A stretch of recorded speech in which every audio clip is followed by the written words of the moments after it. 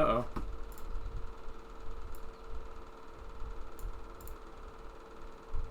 Well, that works. Yeah.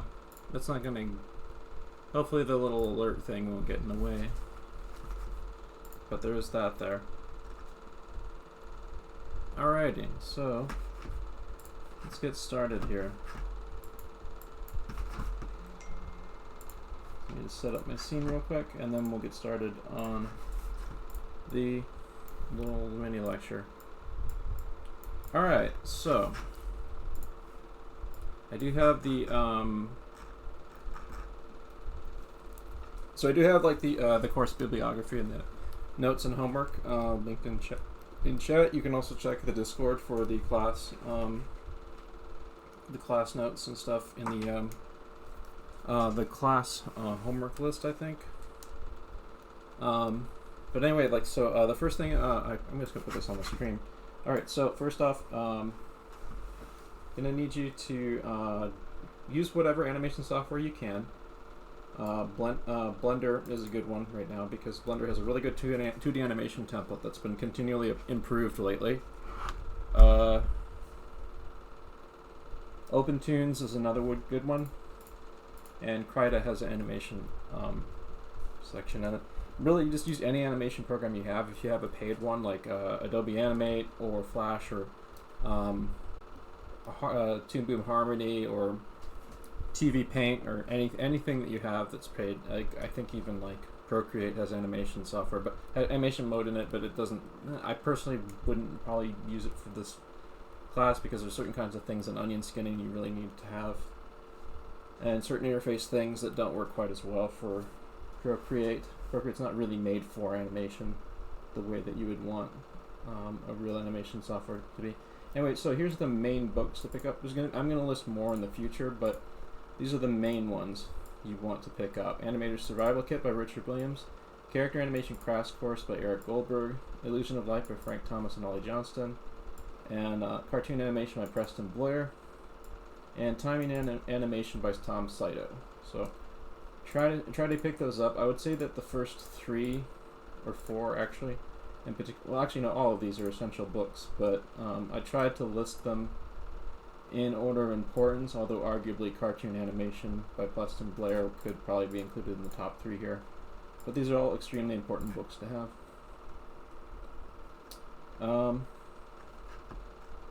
I'm going to be listing additional video stuff here. Currently the only thing I have is the Pixar in a Box animation course, which is kind of a beginner introductory course to animation concepts.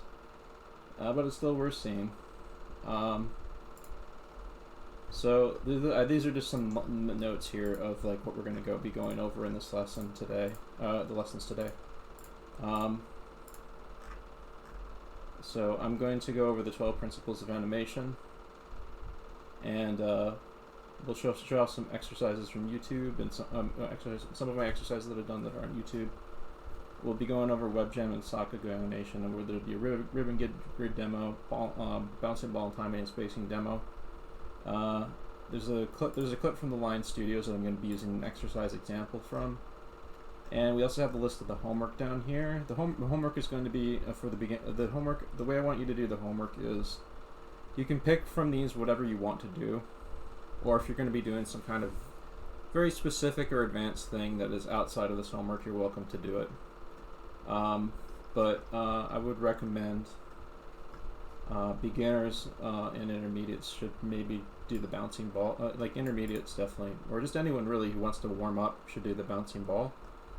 And beginners should definitely stick with the bouncing ball and do different versions of the bouncing ball with different weight, having them do different things, different materials. But you want to keep the same principles in mind so the ball is still obeying kind of rules of physics, where it's following an arc and it's losing its momentum and stuff, and it follows logically. Because if you just make if you make a lot of sloppy bouncing balls that don't really work, you're just going to reinforce a bad habit of making animation with bad physics, and you don't want that. You want to exercise a good sense of timing and spacing and even physics to that ball.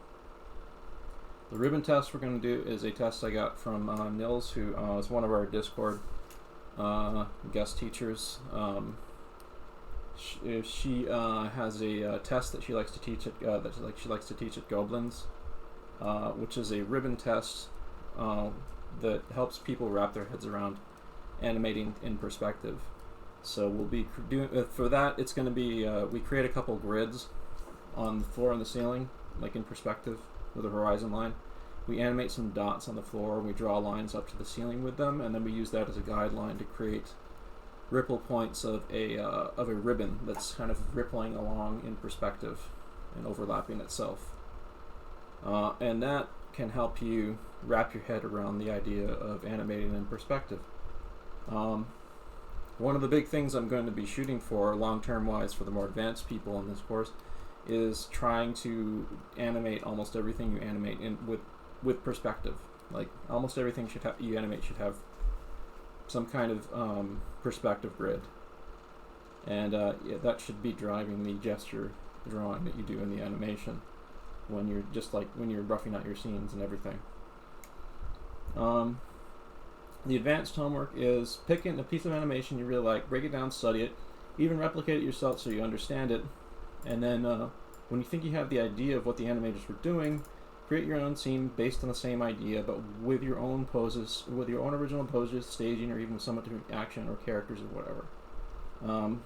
The super advanced homework is design a combat scene or weapon attack, grab some live action reference or make some yourself, and start designing the fight scene. Do studies of the live action reference. Design the fight by putting together a blocking pass at the very least. So like I said, it's up to you which of these you want to do. Some of these like will be homework for future things. Like this super advanced one will probably be next week's intermediate to advanced homework or something. Although next week I might make a walk animation test to be the intermediate homework. But we'll kind of play it by ear. Like I'm literally using this class to get warmed up and get back into animating myself because I haven't animated for a while. So I'm coming into this rusty, along with anyone else who hasn't been animating lately and wants to use this course as this little class as this free class as a pretext to animate. So, with that said, let's go over the 12 principles of animation, shall we?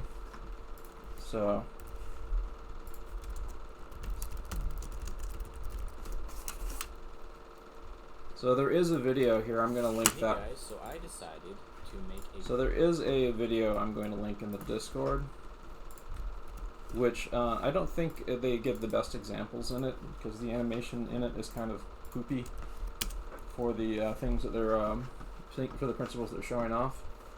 But I'll link a video of it because it does have like a good laundry list of the principles of animation.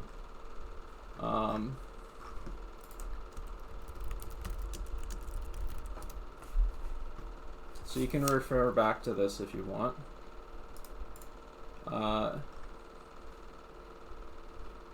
There's other videos that show off the principles of animation probably better, and I'll probably see if I can find some other ones. But so the principles of animation are. Oh, 1 second here.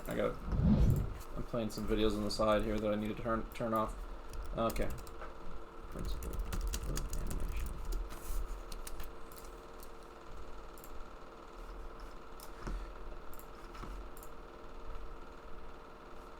So there's been different lists of the principles of animation.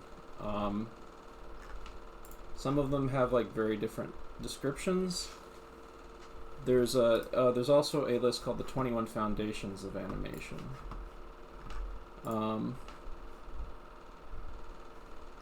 Let's see here. I'm trying to find the more concise version real quick that I can use it. Oh, here we go. This is actually from that video right here. So I'll refer to it real quick and write it down on here. So the 12 what are the 12 principles of animation? 12 principles of animation. Actually, it's going to take forever if I just write this down, isn't it? So why don't I just copy and paste this image into the thing? There we go. Boom. Alright, so.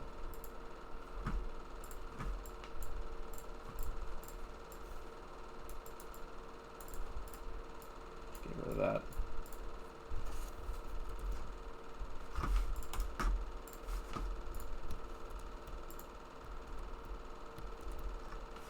Oops. Fucking hell. Oh, whatever. Just want to get rid of that junk up there. Alright, so the principles of animation.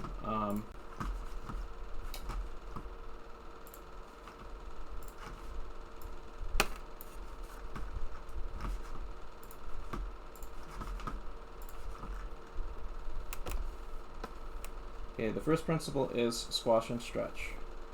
What squash and stretch is it has to do with the pliability of stuff. When things push and pull against each other, like when characters' heads stretch out when they turn, for example, you'll see like stretches happen. When characters reach out for something, you might see the whole body stretch out. And the contraction that happens when forces work against something, or when things settle from an action, you will often see squash when things compress. And the contrast between that, going back and forth from squash and stretch,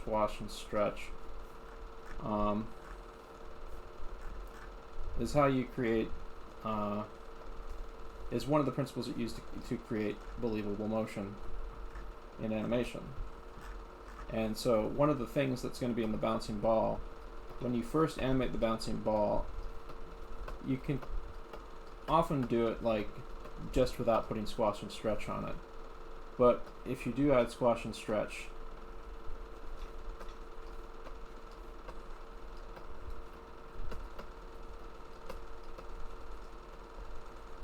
makes it a lot more believable. Like, here's the bouncing ball. Here's like a kind of a duel of a bouncing ball without squash and stretch. Here's one with one, where like the further it goes, where the faster it's going down, the more it starts to stretch. And it squashes when it makes contact with the ground. Stretches again when it's shooting back up in the air, kind of settles back into its original shape, and then it squashes back down again. The thing about squashing and stretching is things have to, you can stretch and push and pull things, but generally things have to follow roughly the same volume. Not always. I mean, sometimes you can really distort things, but things should eventually return to their original shape at some point. Like,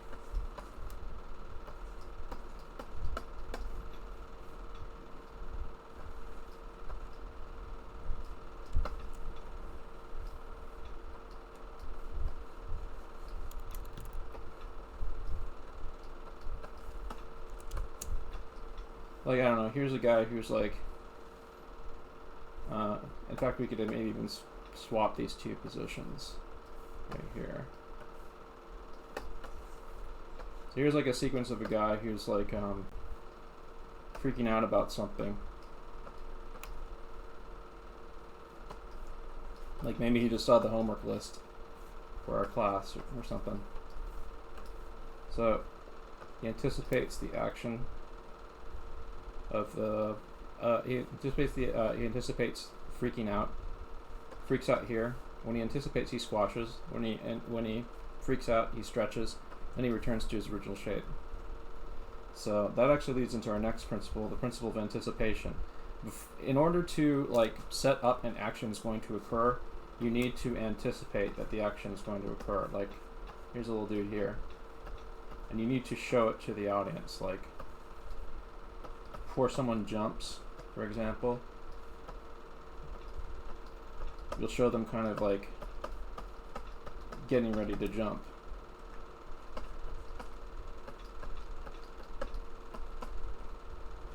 This kind of popped his head off the page, but that's the general idea. And that's anticipation is happening here with the character anticipating before he before he freaks out. Anticipation is very important for selling an action. You have to keep in mind when you're animating, you're trying to sell the believability of something. What you're doing is you're creating an illusion of something. You're not like playing back live action footage of a thing. You have to use these tools of believability and illusion in order to create a sense of movement and a sense of life to the animation.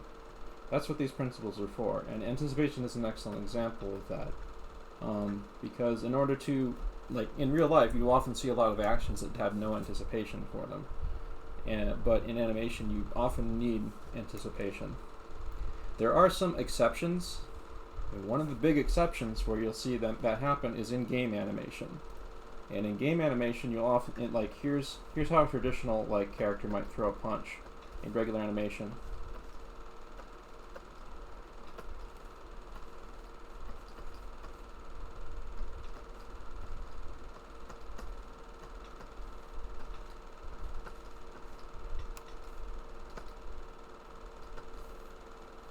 So this guy is anticipating the action that he's going to throw a punch, and then he throws the punch. But in game animation, you often see stuff like this.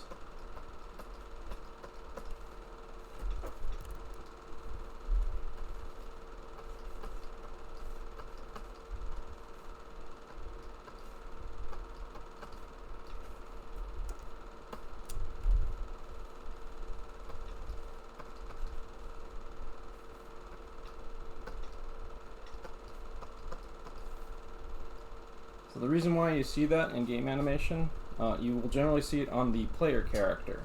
The reason for that is the player character needs to have good game feel to him, and so the animations that he goes through need to be extremely snappy and responsive. So like when you press the button on that attack animation, bam, it zips out, like the attack zips out really fast. You will often also sometimes instead of seeing the anticipation, you will sometimes see a settle. Like after you perform the action, there is a little bit of kind of like drifting back into place a bit. Like the character's kind of moving back a bit, going head down a little bit, before it goes back into his original position. Just enough to create a small delay. There are exceptions to that, of course, and one of the big exceptions, of course, is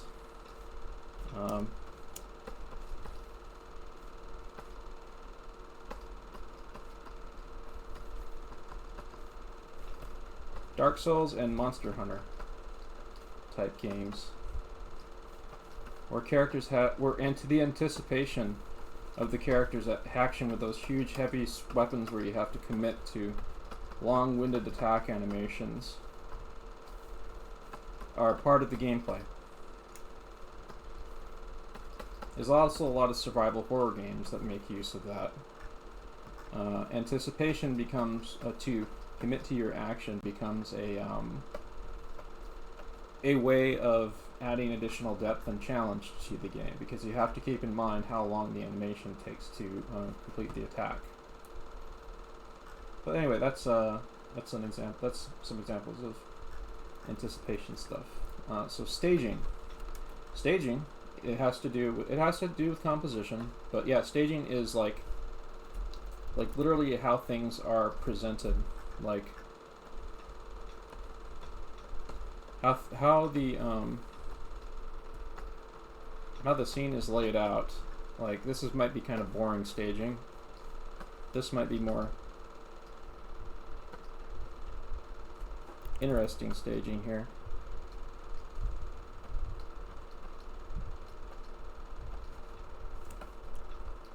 This character in the foreground here. This character in the background. You have to keep staging in mind for your animation. And staging is a very, very broad concept. But you have to keep in mind like what the storytelling and the mood of the pose is, what the action is, the clarity of the action. You also have to keep in mind things like the silhouette of a character. Like, let's maybe use that upper doodle I made as an example. Like, if you can fill in the character completely with a silhouette, and you can still tell what pose the character is in, or what mood the character is in, then it's probably a good sign that you're creating you're creating well staged poses. Let me see if I can find some good examples of staging, animation staging, to really really show this example. Oh, here's one. So staging can be the whole scene itself, but it can also be individual characters. This is a classic example from Walt Stanchfield, and this one uses Jiminy Cricket as an example, and in here, like on the drawing down below, you can see like this particular drawing right here. Like if you cover it in with a black silhouette, you can't tell what the hell Jiminy Cricket is doing. Like these like those parts of the body are overlapping onto his silhouette. So all you see is like you know it's him, but you don't know what he's doing. So up here is an example of clear staging. His arms are separate from his body, so you know what he's holding a lot easier, and you know what he's doing in the silhouette. Like, if you saw this from across the room, you can kind of tell that it's Jiminy Cricket. You can pretty much tell Jiminy Cricket is like licking an ice cream cone. You can even see his tongue there. But this is an example of clarity of staging. I think I have a good example actually from Matt Rhodes actually applying this principle. It's not an animator, but he thinks like an animator a lot. Let me see if I can find... He actually used that image in his example. Let's see if I can find... Here it is. Okay, so for this illustration, he made... Like, this is the original drawing he made. And this runs into the problem that I was talking about with staging. All the action is happening contained here. It is possible to make this composition work, but you'd have to like kind of separate things maybe tonally. But as an initial, this is like kind of a much more. There are some things I kind of like about this. Like I like how intimate the character interactions are here. So I think this scene probably could work with the right kind of context to it. But regardless, Matt decided that it was not. It was too ambiguous, and the silhouette was too ambiguous, and it didn't really like sell the moment the way he wanted, or made it readable in the way he wanted it to. So he brought up this image here as that image that I just showed you as an example, and restaged it. So it's more Flatter's theater staging this time, but he used that to like more clearly lay out the characters and what's going on. Like, and you can, if you squint like on this image, you can kind of read from the silhouette what's going on. Like, this character is being held back by this character, the character is reaching across this character for that. This character is kind of doubling over in suspense with her throat tightening up. Yeah.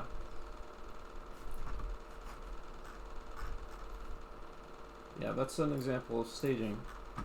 So, the next principle we're going to go over is straight ahead and post a pose. Now, straight ahead animation and post pose are two different approaches to animation, and you'll often see a lot of overlap between the two, depending on what kind of scene you're doing.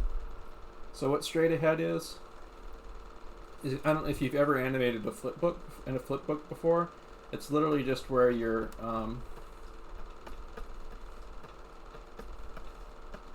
just going through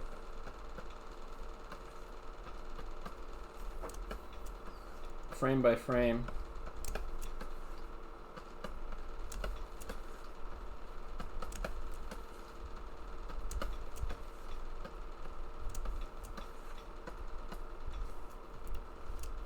Kind of like that. Like you literally post like straight ahead is literally where you're just like it's literally where you're just like drawing the action frame by frame by frame. Oh, this can give you like a really fluid feeling to your animation, but it can also run the risk of being mushy, and it can also run the risk of something that actually happened here when I was doing these. If you notice, the volume changed here, so I didn't track the volume very well. There are ways to avoid that in straight ahead, but those are some of the hazards that can happen with straight ahead.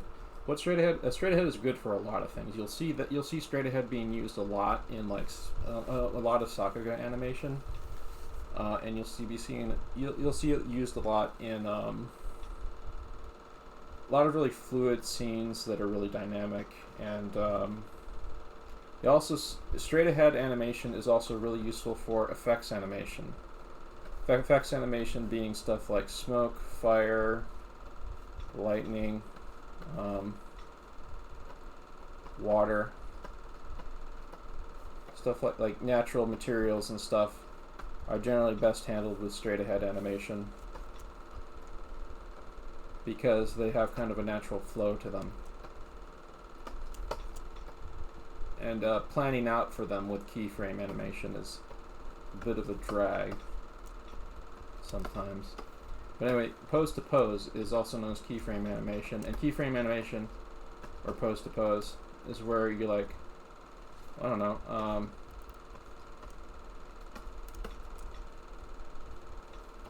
it's where you create the individual poses first.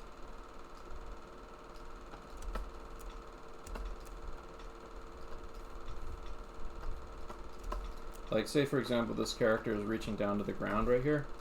I'd create pose 1, pose 2. Then I'd start creating my breakdown frames and my in-between frames for the whole action. So I'm literally like planning around the pose, basically. Planning around the poses and hitting the poses. You will also see this principle in a lot of Sakuga animation too, especially limited full animation. And we will go over a little bit more what limited full animation is later, but that uses very hyper exaggerated keyframe animation to create a less is more feeling in animation, and that uses a very pose-to-pose approach. But yeah, pose-to-pose and straight-ahead, you'll be using them a lot, and you'll be using them in conjunction with each other sometimes. You'll often see hybrids, like where people will have like a few key poses, but then they straight-ahead a lot of stuff in between it, or they straight-ahead parts of the body that are better handled straight-ahead.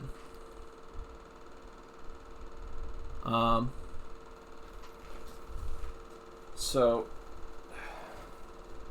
we'll maybe show some examples of that kind of stuff a little bit later, but it's really fun because like this is one of the tools you use to solve problems in animation to get better results when you're animating.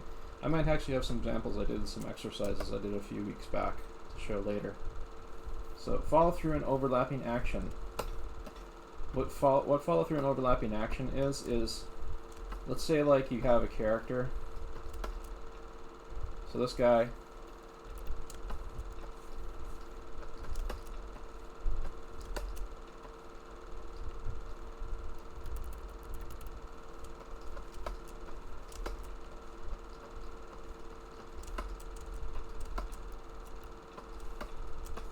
guy's walking down the street. Let's say you're animating the character like this. Like imagine he's moving. Now, how would this change if this character had like some hair right here, like long hair that was bouncing up and down, for example? This is an example of overlap.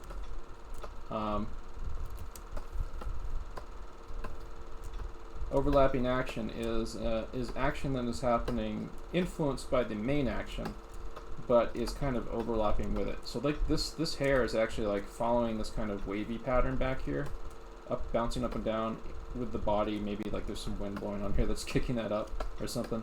But it's generally following the motion of the anchor point of the head here. Also, like you could do it like say this character is a cartoon animal. You do the same thing with like a tail. And you would almost kind of like you would like animate this guy first, and then you'd add these things on after. as like secondary elements, kind of. And that's also a good example of where you can use straight ahead or pose to pose. Like sometimes a lot of those overlapping actions are better handled. Like this character might have been animated with pose to pose, and then these elements might be better handled with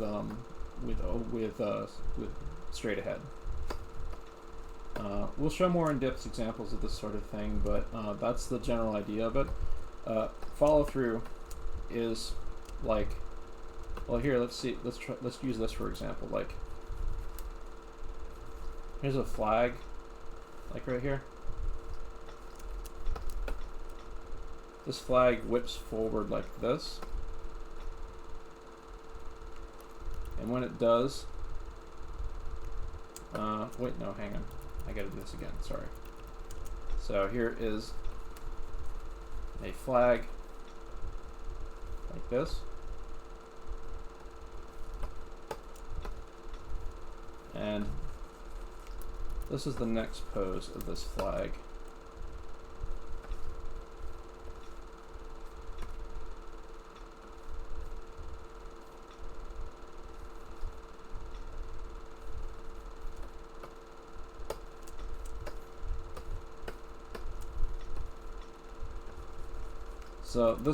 So this thing has already stopped moving, but then the rest of the flag needs to follow through. It flips around in front here.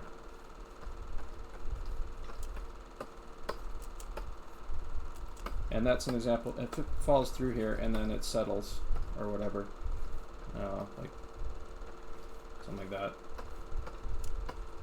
But that's an example of follow through, like where something drives an action, and then it has to, and then the this little secondary element here has to finish the action or follow through on it.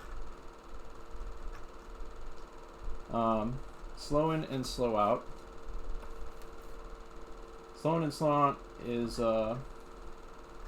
you can think of it more. You can think of it in terms of acceleration and deceleration. Like, let's say, for example, here's a ball right here. And this ball starts rolling, starts speeding up.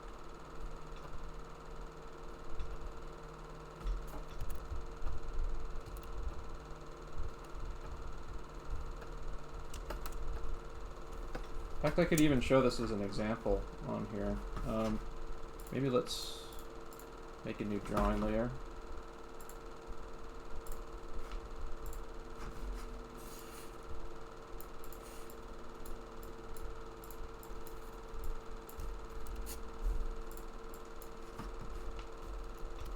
New peg. Alright, so I'm just going to make one ellipse. This will be our character, so to speak. Make that black. We'll probably make it fill. Let's see here. Fill. There we go. And let's have it on a peg. I'll animate the peg. And I'll turn on my onion skinning mode here, so I can see the previous and the next frame. So one thing that's a good idea to do for your scenes is usually before an action even starts in a scene, you want like about 10 to 12 frames of nothing happening. Not always. Sometimes on cuts, stuff will immediately be moving. But generally when an action is going to be starting in a scene, you want like 10 to 12 frames of like nothing happening before things start moving. So for this, I'm going to maybe put this on, let's say I'm going to put it on, I'll put it on 1 to keep this exercise simple. But anyway, what I'm going to do is I'm going to move this by the peg. Well, actually I need to make this whole thing visible. So I'm going to make my keyframe here. So I get a keyframe on frame 12 here. Next frame, I'm going to move it very, very slightly. Next frame, I'm going to move it a little bit more than I did the last frame. Next frame, I'm going to move it little bit more than I did the last frame, maybe double that. Next frame I'm going to move it 1, 2, 3, 4, 5, 6, 7, 8, more than I did the last frame. Next one, 1, 2, 3, 4, 5, 6, 7, 8, 9, 10, 11, 12, 13, 14, 15, 16. Got that much. Next frame, I'm going to move it like even more than I did that one. Now I'm just going to start playing fast and loose with it. Kind of eyeballing it.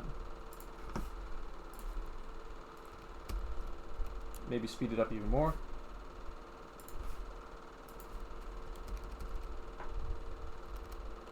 Space it out even more.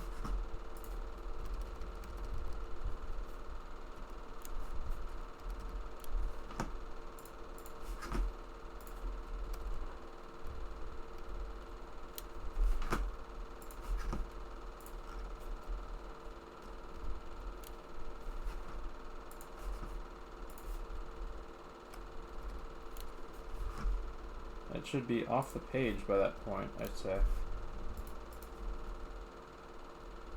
Alright, so let's take a look at how it looks. Yep. So that acceleration right there. This also ties into timing and spacing. The principles of timing and spacing, which we'll also cover. But this is an example of this principle of slow in, slow out. Slow in, slow out is acceleration and deceleration. Like literally, if I reversed what's going on here, it would be an example of like decelerating in the slow in, slow out principle. And you'll use this all over the place in your animation. You should be using it like almost constantly, and deciding like how much things slow in and slow out in your animation. Whether it's character limbs or characters settling into place or things like that, or characters speeding up or slowing down. Anyway, we're going to get back to the principles.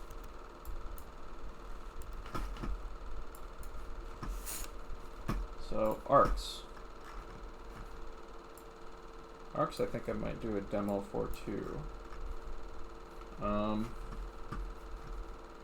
Here, let's see here.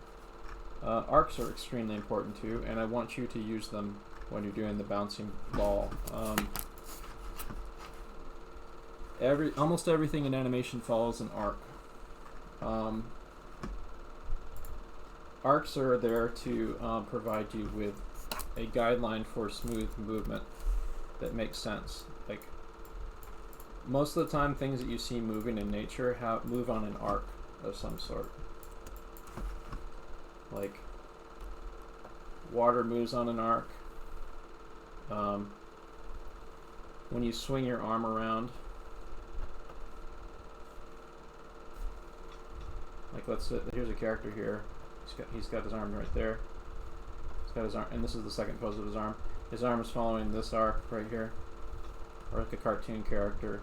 This is kind of like the Richard Williams example in the book. He's got a hand pointing up here, and this is the end point of the pose down here. This is following an arc right here, which means the drawings that are going to be in here are going to be following this arc right here.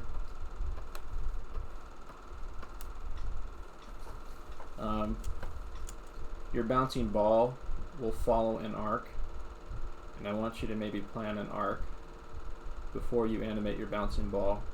It has to be an arc that makes sense for how a ball would actually bounce, and you can use that as a guideline for how your ball bounces. Same thing, like when we get more into the bouncing ball, you can do arcs like this, like oh here it hit a wall, then it bounces away, or you can go crazy with it. I don't know, like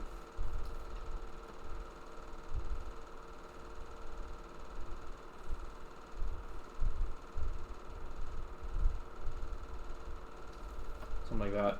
That's a pathway that your ball would take, for example. Arcs are all over the place in animation. You want to be using and plotting arcs as much as possible. In straight ahead animation, you often won't plot an arc, but sometimes in straight ahead animation, you'll see like on one of the straight ahead frames, you'll see like kind of a swooping motion like this for something that the animator wants to animate, and it's just enough information for them to use on the next straight ahead frames as a general guide. Or the animation itself might have the flowiness kind of built into it, like something like this, where like the arc is already sort of implied, like on this really dynamic pose here I'm doing. If I was doing this straight ahead, you can almost kind of sense where the arc is going to go with this character's arm here. And you just play with it and try to keep it feeling like an arc. Like this character that's kind of whining for a punch or something.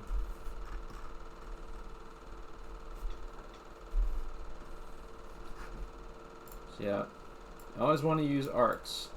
I will show some examples of that later in some of the animation exercises I did previously.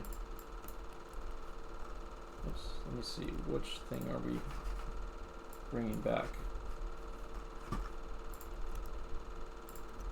There it is. It's getting a little bit crazy here, so maybe I should turn that off and start a new one.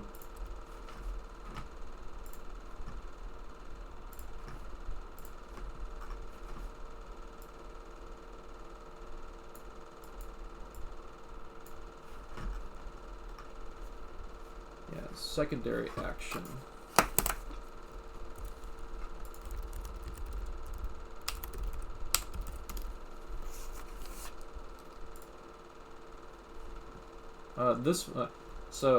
I actually need to review again what secondary action is. Oh yeah, no, now I remember. Okay. This video is based on the 12. So I'm going to actually look through here again to refresh my memory of what it is.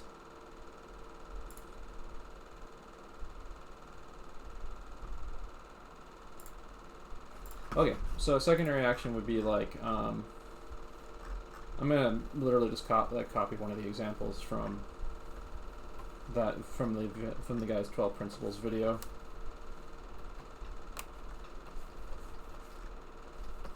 So the secondary action is like, okay, so you got this action of a character who's like leaning in and knocking on a door right here. A secondary action example would be this arm back here, for example, that pops up and moves by itself independent of the rest of the body, and is kind of a secondary thing that's going on there. Another example he gives is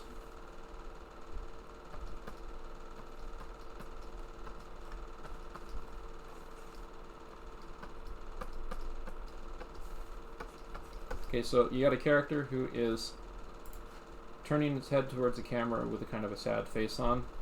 A secondary action example would be this tear coming down here. It has its own action. And another example of the secondary action would be this character's arm coming up here to like kind of rub his nose.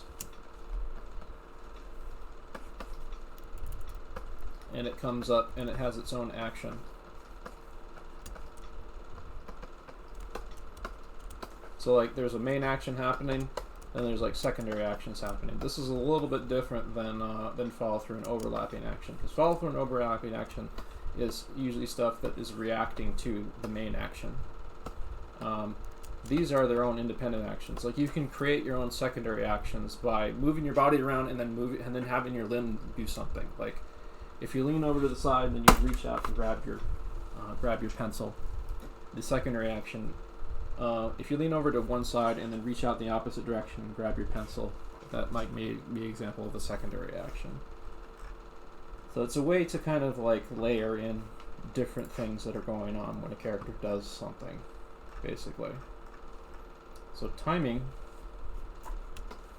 That timing is, I would also add end spacing.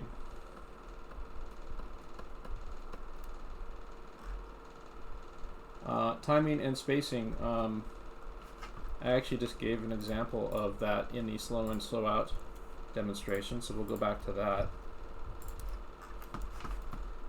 But timing is to do with tempo. like how the tempo of a piece of animation is set. Like if you ever have seen like animators with a stopwatch getting up from their drawing desk and like clocking a stopwatch, they are trying to work out the timing of an action, like when and where stuff occurs in an action. So like timing would be where you pick on the timeline here, for example, when something occurs. Whoops, my peg is turned off here. I turned off the animation. So like here, I've got like this timed out on ones, for example. What would happen, like say, if I moved this way out here?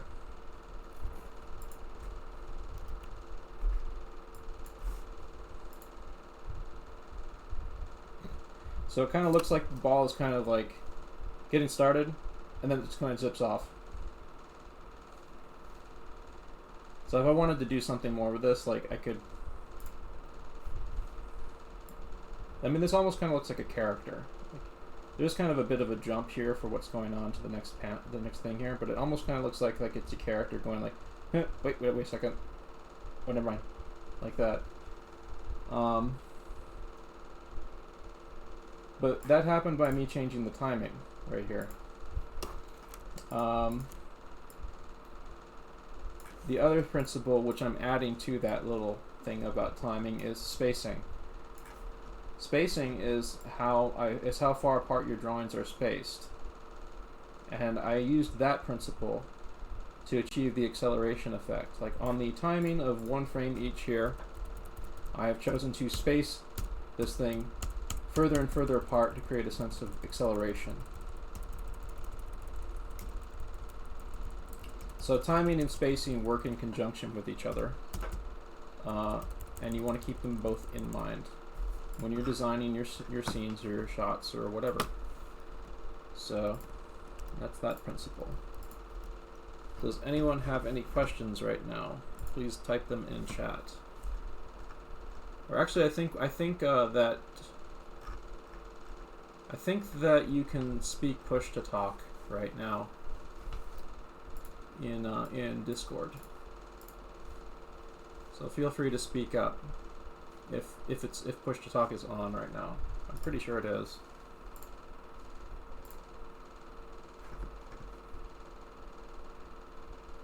Yeah, it should be.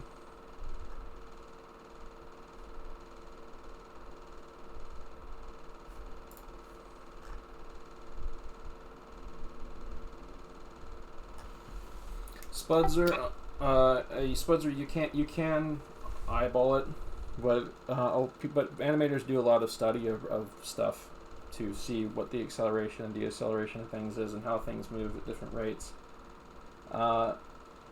You can eyeball stuff, but you also want to like kind of study real motion and things, so you kind of know how things work a bit. Let's see here.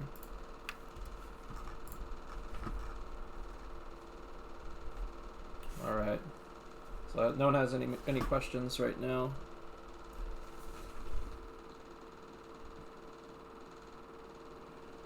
Or we'll go over those after I finish the principles here. The next principle is exaggeration.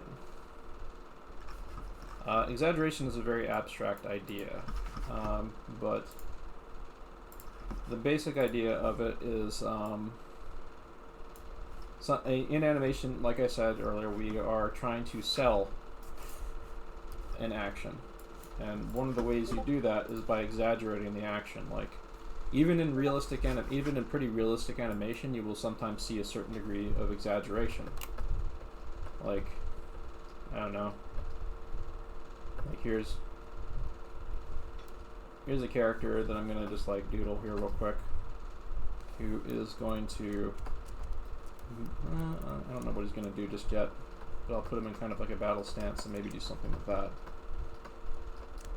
So let's maybe, I don't know, let's maybe give him like a big old staff, kind of.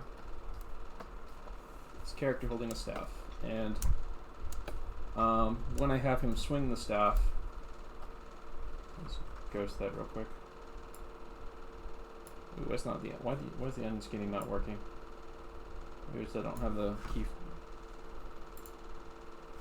There we go.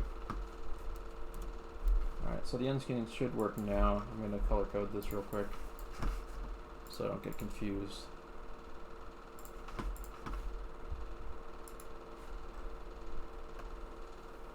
So, let's say I've examined some live action footage, and like the live action footage looks something like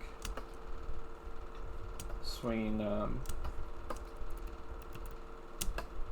Actually, you know what? I'm gonna grab an actual thing here.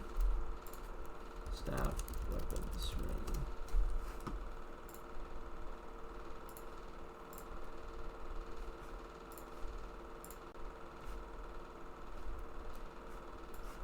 Let's take a look at these guys. Maybe we can grab an action from here to use. I need something very clearly staged though.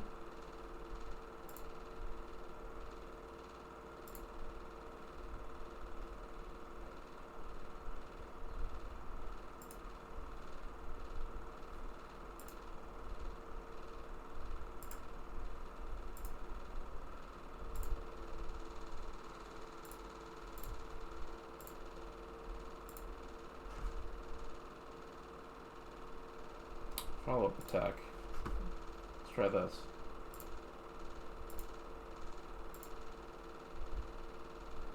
Alright, let's give me a good swing, boys. Come on.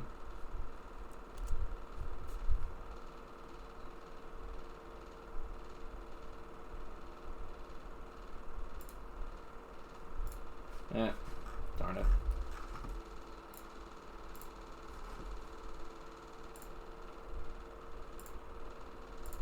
Sorry, that's kind of a bust. I'd really have to find something like. Well, anyway, let's like. From looking at that, like I'm just going to like maybe like. Let's say like the reference looks something like this. I mean, like it's a complete action and stuff, and it shows off the action or whatever in the reference, but it winds up looking like this. In order to really kind of sell the action, you might push it even further than how it actually was. Like, I don't know, let's have this guy do something like this.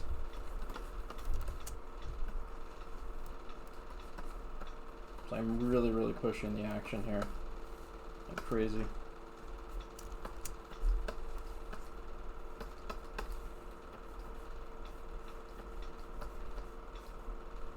Actually getting a little bit large with him too, so I want to shrink him down a bit.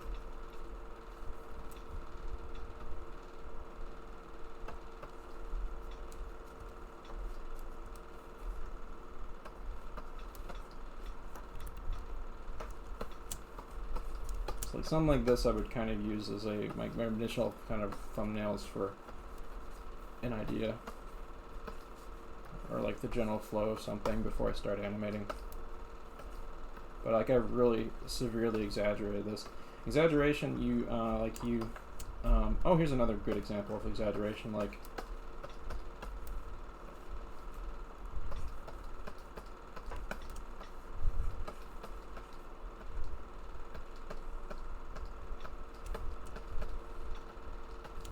so let's say you have some footage of somebody reacting to something like this.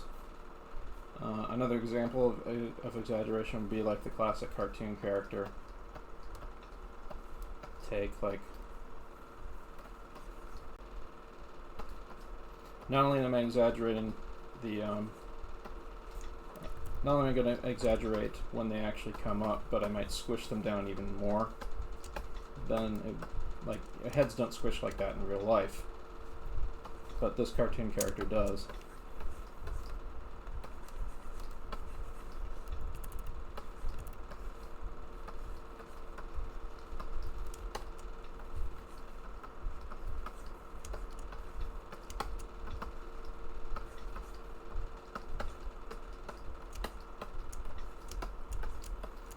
But it's the classic exaggerated cartoon character take. But yeah, exaggeration is all about like really pushing things. It can be cartoony, it can be flowy, like for battle or fight scenes or weapons and stuff. Sometimes your exaggeration, like depending on the style of the animation or the acting that's being performed for the particular shot, stuff can be more exaggerated or exaggerated based on certain principles in which the or parameters in which something is like you'll see stuff in like a lot of like more realistic video game animation that is way less exaggerated, but it does have a sense of tempo and exaggeration and stuff to it, like the Mortal Kombat fight animations. There is some exaggeration going on in those, even though they are very realistic looking. But you kind of have to look for it. I might want to show those on stream, but well, I think we should just keep moving on.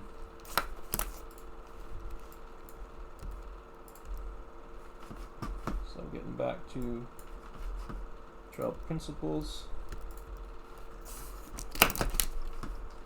The other one, right here, the principle number 11, solid drawing, is extremely important. That has to do with your draftsmanship. Also, solid drawing doesn't necessarily mean drawing.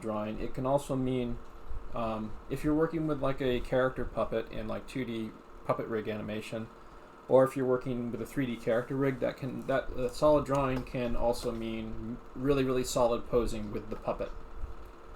Solid drawing has to do with your overall sense of like balance to the figure, draftsmanship, clarity, sense of three-dimensionality for how you draw things. Oh, I'm not gonna. I'm actually struggling with the solid drawing thing. That's why I'm trying to train my drawing skills better. But solid drawing is a principle you want to exercise as much as possible when you're animating, because it lends itself to the clarity of what you're doing.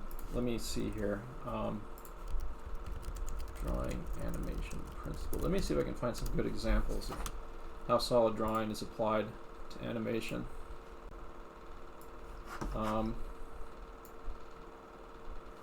Here's some thumbnail poses from what's the movie called? Cats Don't Dance, I think. But I think might be some better examples in here somewhere. Anyway, so Homer Simpson and the Simpsons characters have character models that are great examples of solid drawing. This is a character design where you can really read this three-dimensionality of it in very simple shapes. It's very clearly, very clearly designed, clearly staged. Good solid drawing in your animation will lend itself to clarity and save you a lot of headaches. So you want to have a good sense of draftsmanship and understanding of 3D form and gesture drawing and stuff in order to achieve that level of clarity. This is like core fundamental drawing stuff going on here, but applied to how it would sell animation. Another example of solid drawing right here is this Mickey Mouse model sheet right here from Disney. They're showing how Mickey is driven by a line of action, which is a principle of solid drawing, a principle of gesture and figure drawing. They're showing how his body is constructed from simple shapes and measured out in proportions by 2.5 heads, using his head circle as a unit of measurement. And they have some other notes here that I wish I could read, but are further notes basically telling people how to reinforce the solid drawing of Mickey when drawing him. Winnie the Pooh model sheets right here. This one. This is something that. Yeah, this is a model sheet that was thrown together based on the original model sheets for Winnie the Pooh. But yeah, they show like how he's constructed, and like how different elements of his body are on the other come out would work on the other side of his body. So the animator, the person who's drawing them, can have what's happening on the other side of him that you're not seeing in mind when they're drawing him, so that there's a sense of believability to him. And they have other notes about like he's got a slight concave curve to the top of his head. He's 3 heads high. He's got like an anchor point from his ear. His head and his eye line are divided up by thirds and halves. And also, in addition to that, the other principle, like the principles of the silhouettes that I was showing you, also apply to this stuff here. The simple principles of silhouettes and staging apply to this stuff also. But here's another thing from the Disney Studios talking about how like something called twinning, and in drawing, where if things are like too symmetrical, it can look really flat and stiff like this. And so often you want to kind of loosen up things. Like in this case, Mickey's eyes are very slightly in perspective. Like one eye is slightly smaller than the other on purpose, so that it looks like he's standing in 3D space. His fingers on each hand, instead of over here, same hands vary on each side of his body to give a more dynamic look, and they're kind of playing against each other. See, he's leaning forward, and he has a more natural. He's like a more kind of natural feeling posture right here. I mean, he could be posed in any kind of pose as long as it's kind of looks better than this stiff thing over here. But yeah, like you want to be thinking about stuff like this when you're staging your characters, and when you're drawing your characters, and you want to be keeping in rules of very, very dimensional drawing that breaks down the character that you're drawing into simple shapes that you can track, that you can push, and that makes sense visually.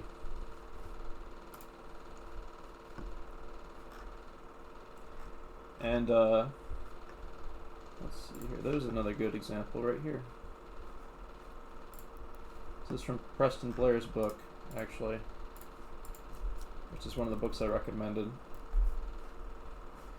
Some of these are kind of deceptive, though. Like, you do want to understand this stuff, but when you're doing rough animation, it's going to be way, way rougher and looser than that. We'll go over that, though. So, the last principle is a very, very, very abstract principle known as appeal.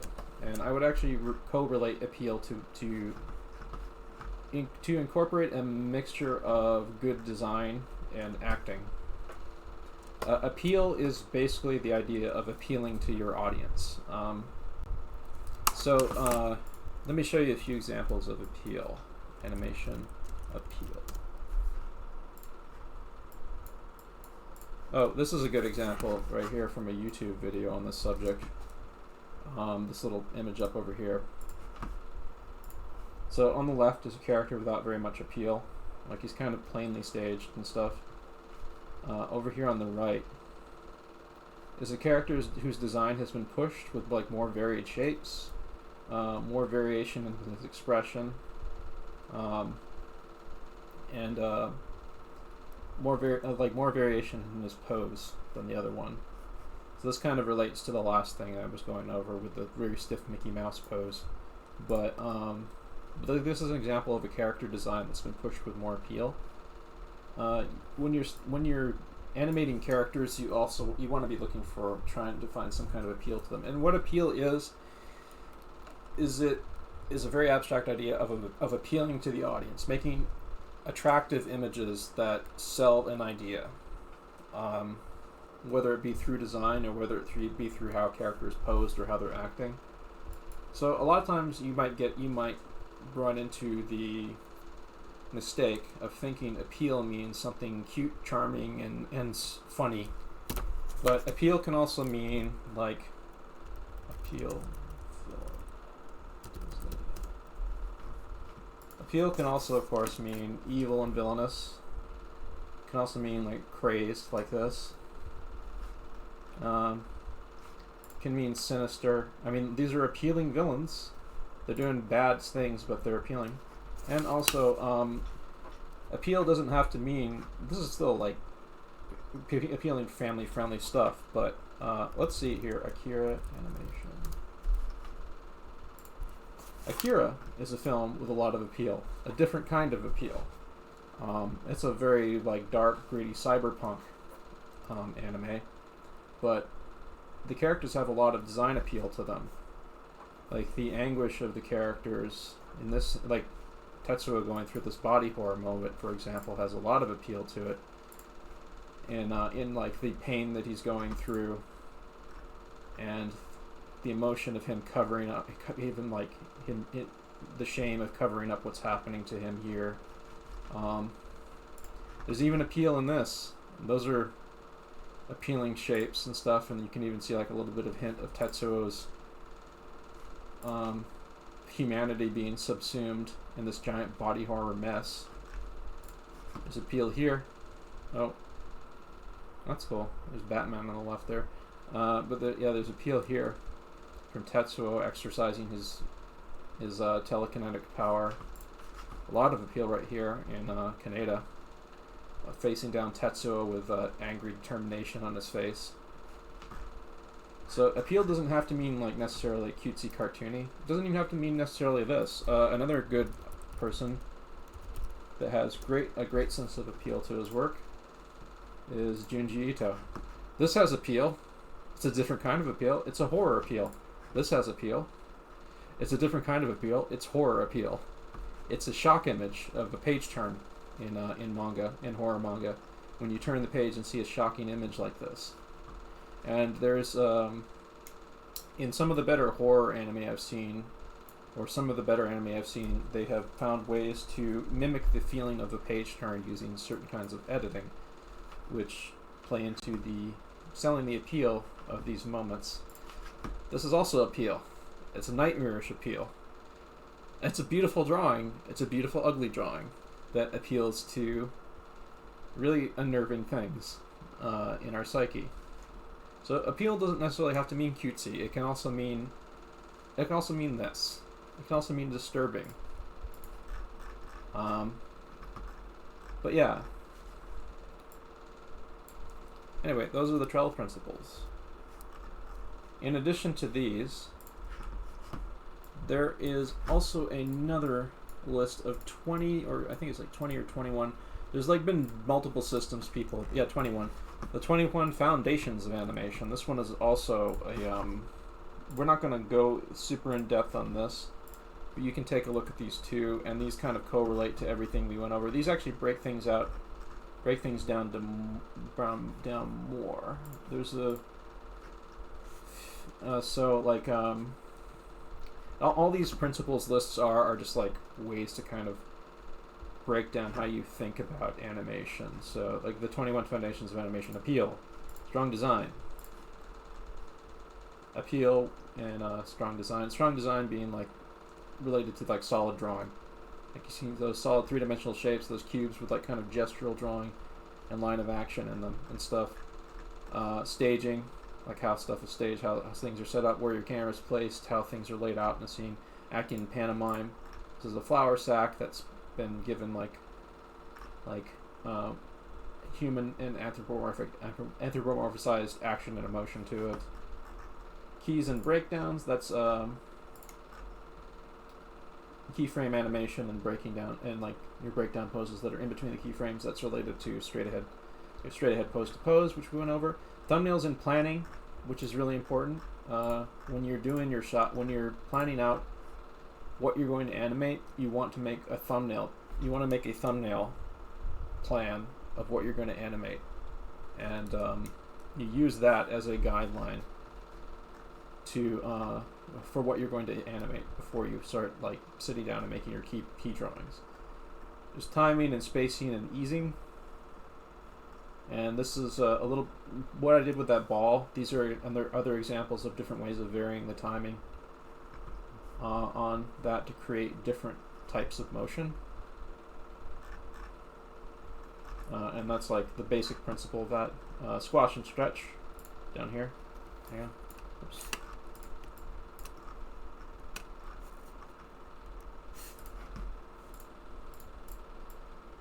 There we go. Alright, so squash and stretch. We went over that at the very beginning, but there's a squash, there's a stretch, there's a squash, there's a stretch on the face there. Arcs right here. And arcs on this list falls into the idea of primary and secondary action. In this case, they are using they're using a line across the ball to roll the ball over. So the secondary action here is the ball turning around in space. So if you added like a line to your ball so that it's turning around as it's falling through space, that would be a secondary action. And they also added a cape to it. Actually, no, I think they color-coded it. I think this is supposed to be a primary action, but I would say that the ball turning over in space is kind of a secondary effect, like of this.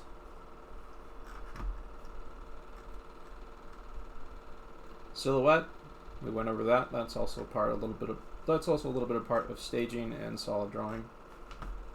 Line of actions and reversals. Reversals are about contrasting your poses, and this is an example of that. Like in limited full animation from Japanese Sakuga animators, they will very often like vary their poses. You have to vary your pose opposite the next pose, in order to create an impression of strong movement.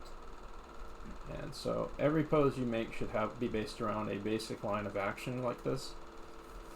And they should generally contrast each other between different actions to keep the animation looking dynamic. Anticipation, overshoot, and settle. Overshoot is something that I did not cover in the 12 principles. Overshoot is where, like say you have a couple of keyframes right here. An overshoot goes beyond your final keyframe. Like let's say like let's say like you reach out with your arm. Let's say you reach out with your arm to point at something really fast, like this guy's doing here. Your arm would. I think I better show this. Actually, I think I better draw this actually. So here's an example of an overshoot. Here's a character right here. He's got his hand out ready to point. And then here's the end pose right here.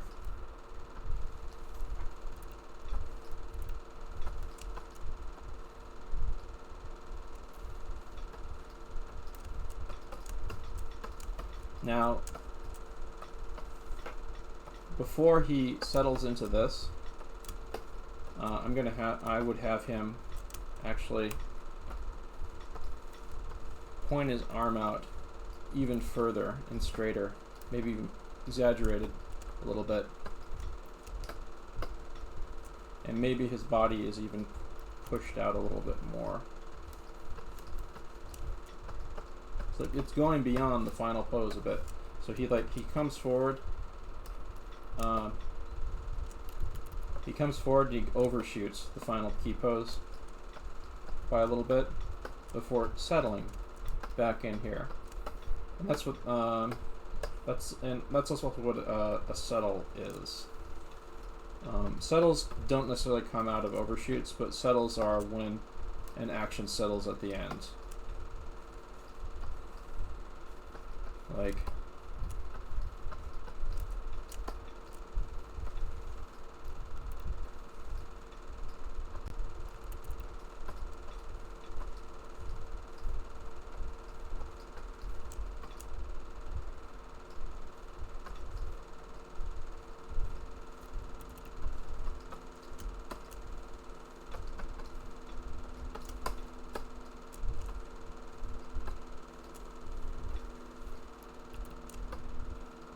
I don't know, like this might be kind of an example of a settle. Like this character that's kind of settling into this last pose from this pose is very, very slow and slight, where he just kind of like eases in very, very slowly into the final pose. Okay, so opposing actions, that's also related to the reversals thing. Like, you want to think in terms of opposites between the different actions that a character performs, or the thing that you're drawing performs, because that makes the motion more dynamic and makes it sell and read better. There's counterpose. This is actually a solid drawing principle of and this is one of the reasons why you practice life drawing for animation, so you can understand principles like this. Counterposing is contrasting different areas of a body or a pose to each other to create a sense of dynamic weight and believability.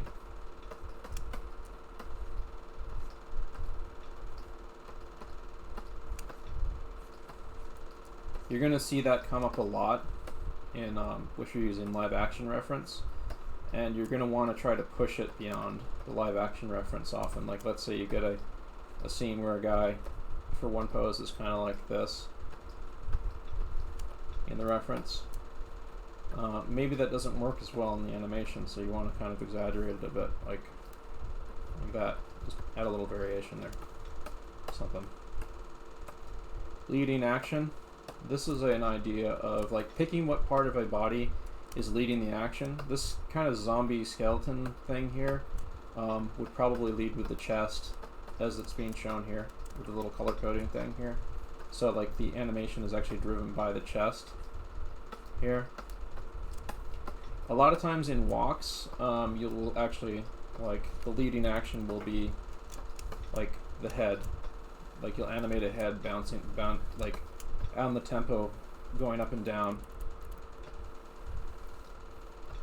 Like, a good way to plan for walks is to like animate a head bobbing where you need it to be, and then kind of add the feet in kind of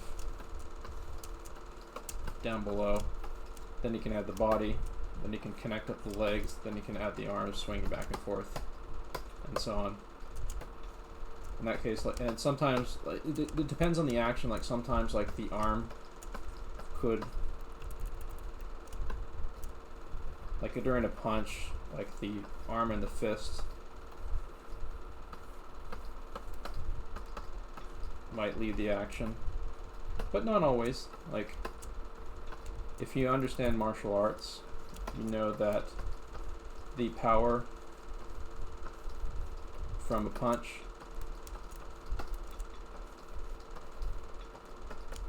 actually comes from the feet and up through the torso, because you're putting the weight of your body behind your punch. So your thigh pushing the body might actually wind up driving the action a little bit more, but you can still kind of think abstractly about it and like use the energy of the what's happening in the torso as the focal point that's driving the action of swinging the fist around, for example. I mean, there's other examples of, like, let's say a character is like putting their head out a window or something.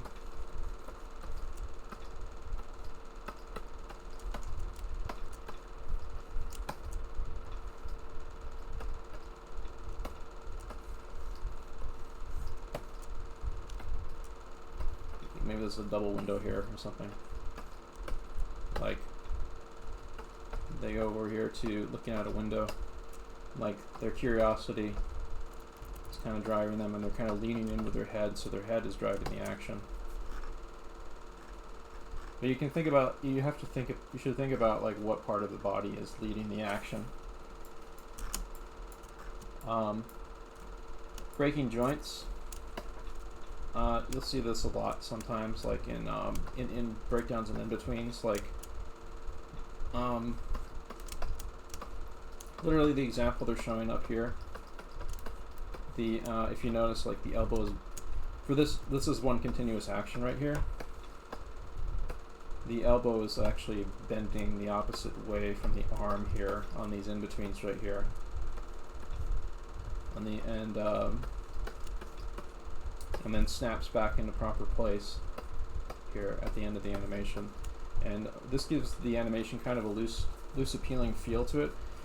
The reason why you break joints is because the way that people move in the real world, people and animals move in the real world, is very, very complex. And it's more complex than our very simple characters with our very simple limbs are. There's tons of moving parts in the human body, and they do really strange things sometimes. And they have a very, very loose, fluid sense to them sometimes in how they can move. So to kind of capture a little bit of that and sort of make sort of like kind of mimic that kind of feeling of a believable character, and also to kind of push the exaggeration of the animation, make it more dynamic and even cartoony. You can break joints, and then have them, of course, go back into proper place at the end of the animation. You'll see that come up a lot in cartoon animation. You often see that. You also see that in Sakuga animation. Actually, there was an example I found earlier on Twitter of breaking joints with a. I'm sure a lot of you have seen the this in Naruto. If it'll load, it will not load, will it? No, it won't. I'll post that in Discord chat. You can check it out for yourself. But toe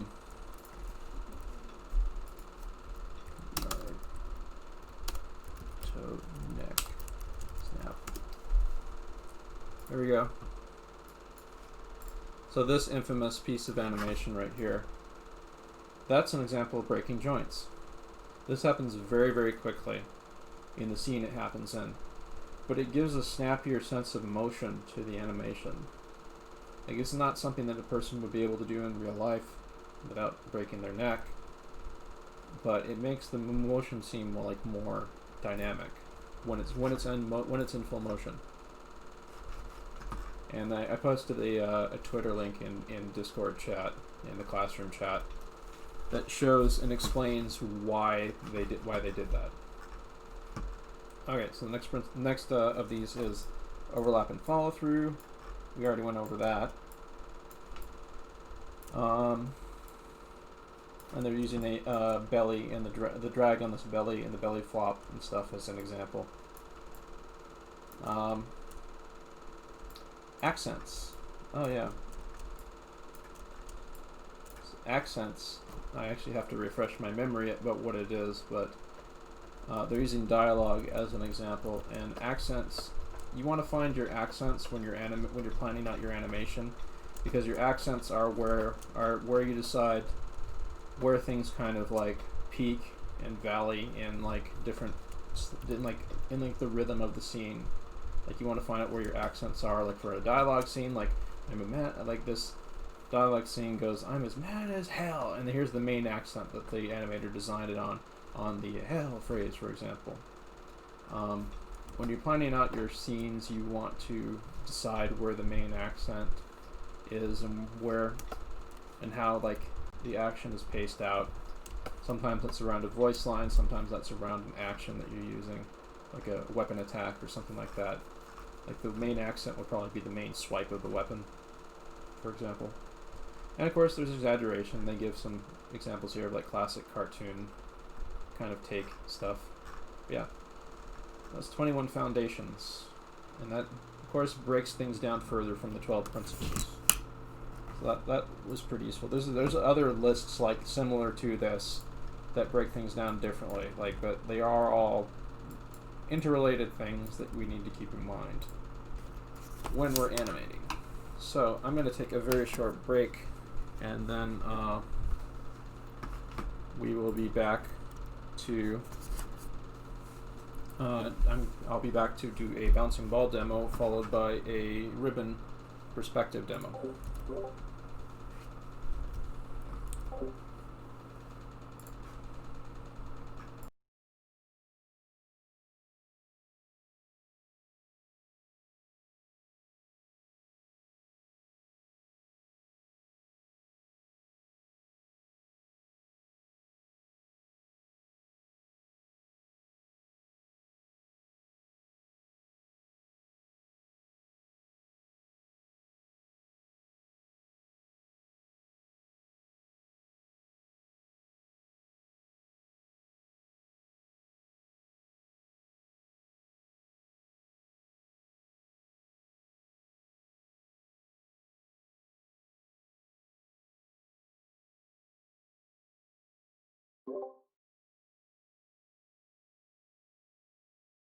So this is something I want to share real quick. This is something we're going to go over a little bit later today, because I have an advanced exercise involving this. But this is a piece of animation I wanted to share.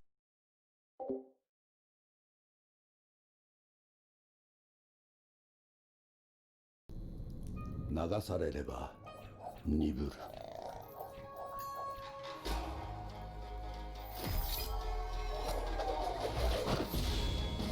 スピードアップし、恐れを乗り越えろ。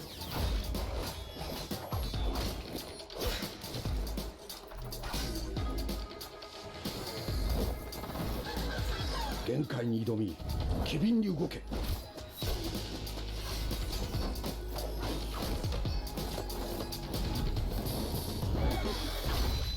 熾烈に、鋭敏に。そうすれば克服できる。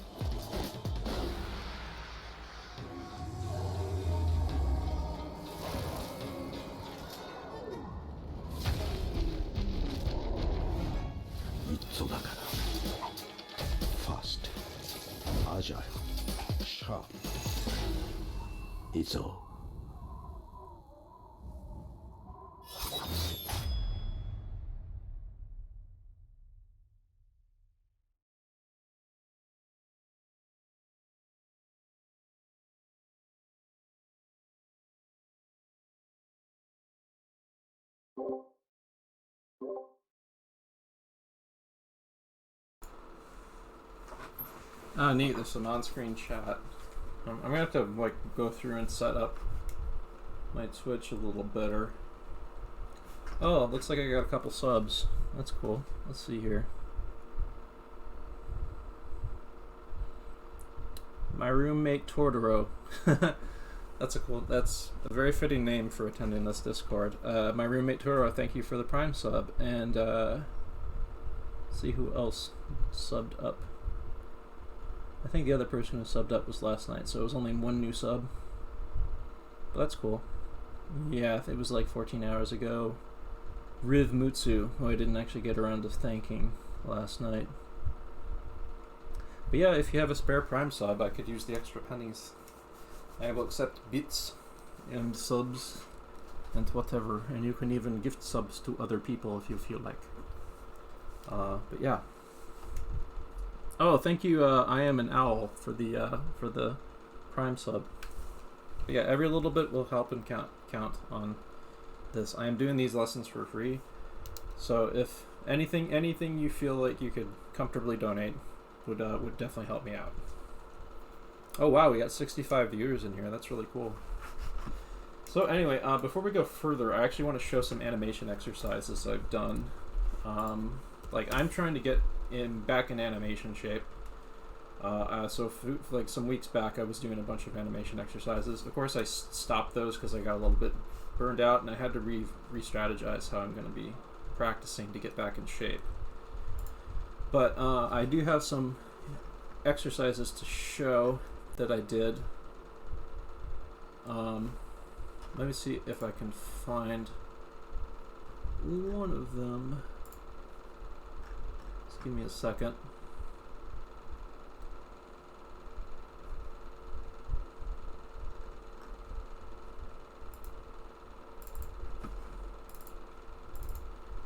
Alright, so there's an action study I'm looking for that I did that I used as prep for a little animation thing. I want to show an example of how I think you would use an action study as a reference for creating animation. If I can find the actual study I did beforehand. Just give me a second.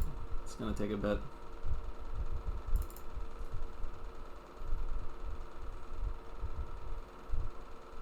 Oh, well actually I can show some of these. A few weeks ago I tried to like run a thing on walks through our Discord, and so I was like I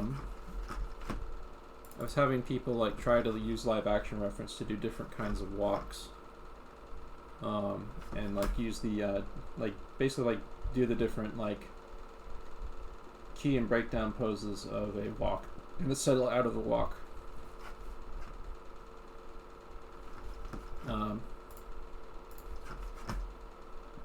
Yeah, the one I'm trying to find is like so it's for this. This was a limited animation test I did where like I referenced a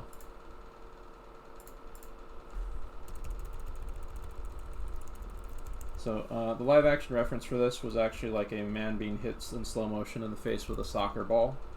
And I did a study of that. Then I replaced the soccer ball with a fist. And then I tried a limited animation exercise involving like camera shake and a screen flash with fewer actual frames drawn to kind of enhance it. So it was just like a experiment. See if we can find some other things.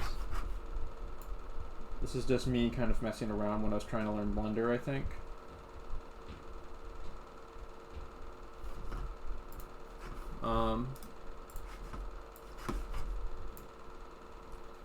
This is more of me messing around. I think that one's Harmony. And this is related to the line video that we saw. So this is actually a copy study of the key poses of one of the actions in the line, in that line that bicycle ad by the animation studio, The Line. So I was trying to like push this kind of generic character model, kind of how they had the character posed in the animation, just for this action. And then everything after this point is my own stuff, where I literally like try to design my own action based on the same idea and then connected up the two. So this is what I'm going to have the advanced people do this week. I want you to pick a piece of animation that you like, that you want to learn something from. I want you to study it and break it down and try to replicate it with your own posing. And then I also want you to do your own version of the same idea, which is kind of what I tried to go for here.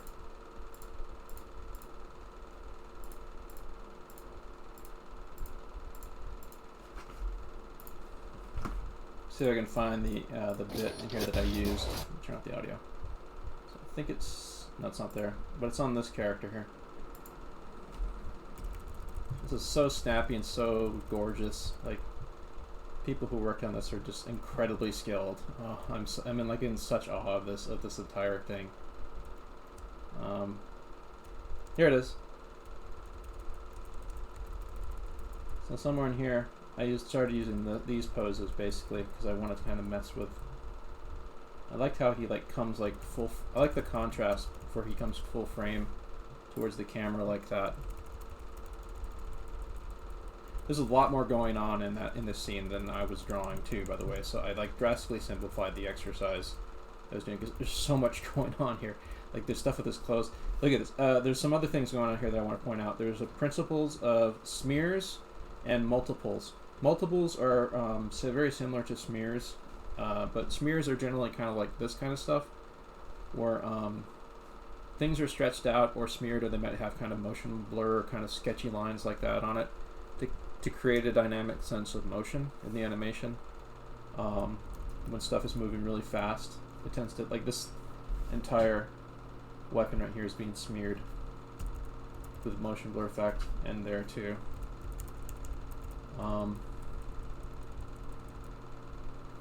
And multiples are very similar to smears in that they're there to create a sense of motion. They're kind of to fake out the eye, to how the eye reads action. And multiples are basically like kind of like multiple versions of the same thing. And they're used kind of the same way that smears are to convey emotion. There is a severe smear right here. Look at that. Look at that. This smear is happening so much. It's actually kind of like there's a little bit of the flesh of his arm. It's like this is combining a smear with multiple. There's this bit of a smear that's also some of his hand there, but his hand is actually down here. Like the animators who did this, like, were playing really fast and loose with seeing what would sell the action and make it feel really cool. I would say that this is an example of breaking joints back here, for the way that arm curves. That's like completely busting up the joint. That is like turning the arm into a bendy man moosh. But that's on purpose, because look at how that reads when it's in motion. That arm is being severely smeared. It's being stretched out, in fact. That'd be a principle. Stretch, squash and stretch too.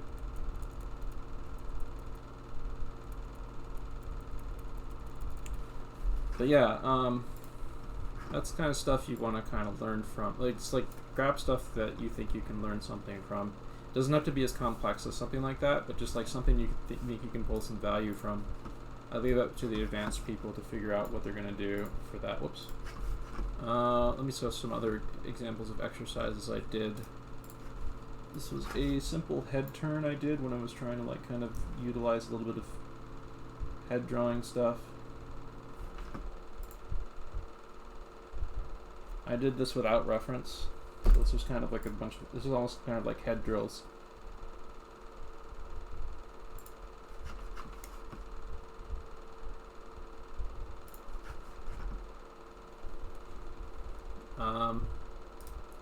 There's some additional studies I did of existing animation.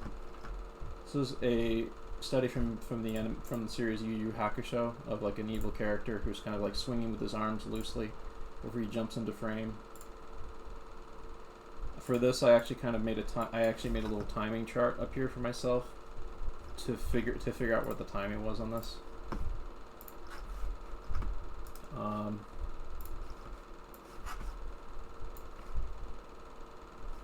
Here's another study. Here's a limited animation study of a character getting punched cycle from Yu Yu Hakusho. I kept these shapes very, very simple, so I could concentrate on trying to replicate the action, basically. Like, I'm trying to understand the idea of the action and the thoughts behind it. So one of the things I took away from this is like how to vary up different kinds of frames, because there's a bunch of cycling that goes at the beginning here. Some of those cycles repeat later. Like some of those frames like pop around in different positions and repeat later and stuff. And so like this is a very cleverly designed cycle that conveyed a huge series of like hundreds of punches happening at once, kind of.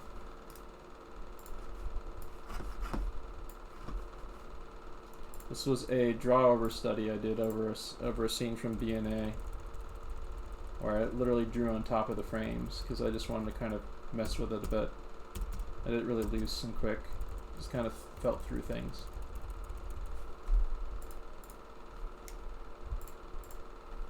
And I would also recommend doing that if you want to kind of learn something from animation you like. Draw over the frames.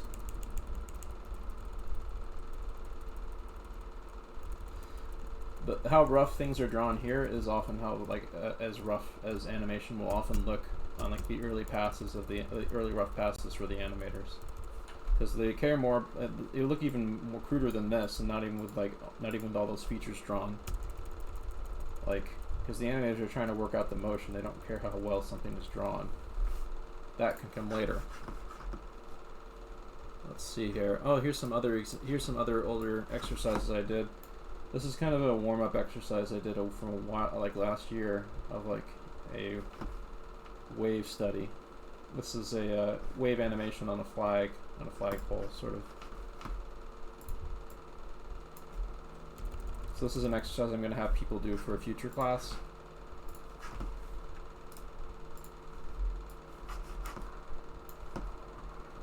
See if there's anything in this. Oh, this is the wave principle. We will go over the wave principle in the future class. That's part of what the flag was about. Wave is also related to follow-through animation, but this is a very, very important principle in animation right here. Just reversing through it here.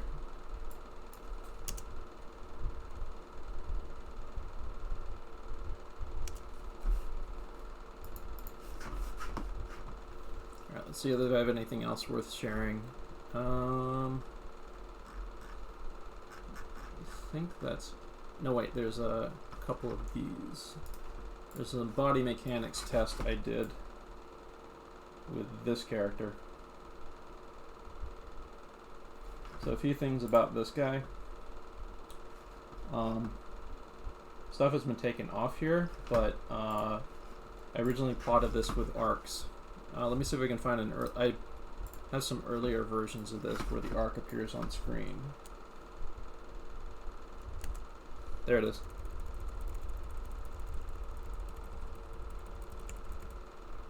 So that's the initial arc when he's coming down.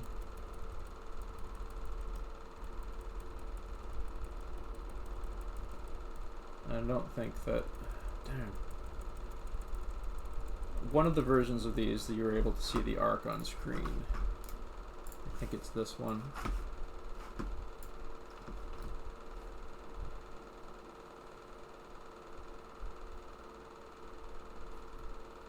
Well, sadly not on this one, I don't think. But it's the same kind of idea. Like see this entire path. Like first of all, like the head is driving. I decided on this one that the head is driving the motion of this entire scene. So I plotted an arc, kind of like what you see here, on this part right here. You notice this head is following that arc. Before I added the bodies. And then I actually like did kind of a flowy arc tracking the head here. And actually drew the arc so I would know where to plot it, and I could visualize the path that it's going to take. It's almost like drawing a motion line for the whole action. And there's some other stuff that I was doing in this that I want to show in the end here. Someone's DMing me. Let me take a look.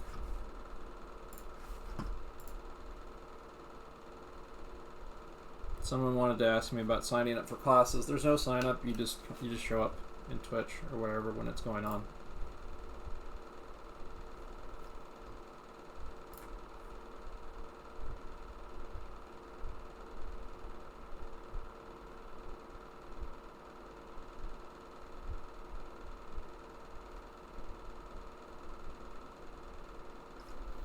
Someone gave me a PSA about a troll that is trying to catfish people on the server, so be careful about that. Don't click any links from people you don't know on the server, by the way, when they DM you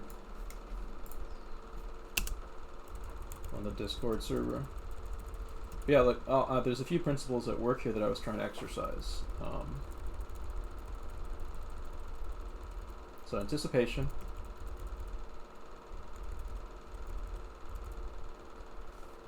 There's some smearing and squash and stretch. The stretch is happening here. That's a smear happening right there. Smear with a little bit of a multiple right there. A big old stretch on the body, really pulling the whole body along there. And then there's some multiples right here of the limbs. A little bit more multiples, but he's kind of settling up at the top here. And he stretches, makes contact with the ground, body stretches. There's a little bit of a smear there. Big old smear, multiples here, and the action here is exaggerated, like he's kind of really wonky and fluid right there when he's coming down. Multiples right here happening. A little bit tail end of some multiples and smearing going on there. Settling in, settling some more, but then he's also kind of he's kind of like going into the next action, so starts going up, a little bit of smear in there where he's kind of whipping his arms back, smear with a little bit of multiples, and he's comes up and he overshoots before he settles. See, about here is the overshoot. Somewhere around here was the overshoot.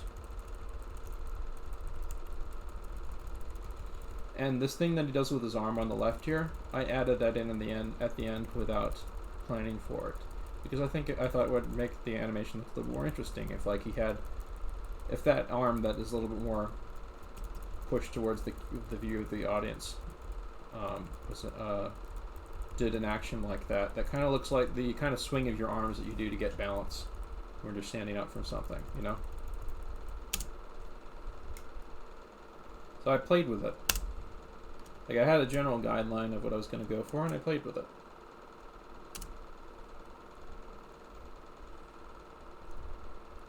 what this is that I did is a body mechanics test.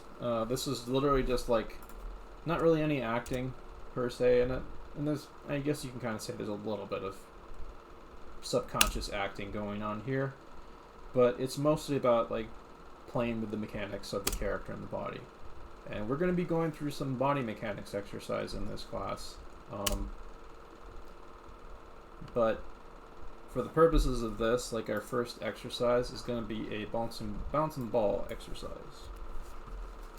So maybe I want to start a new file for this. Let's close this.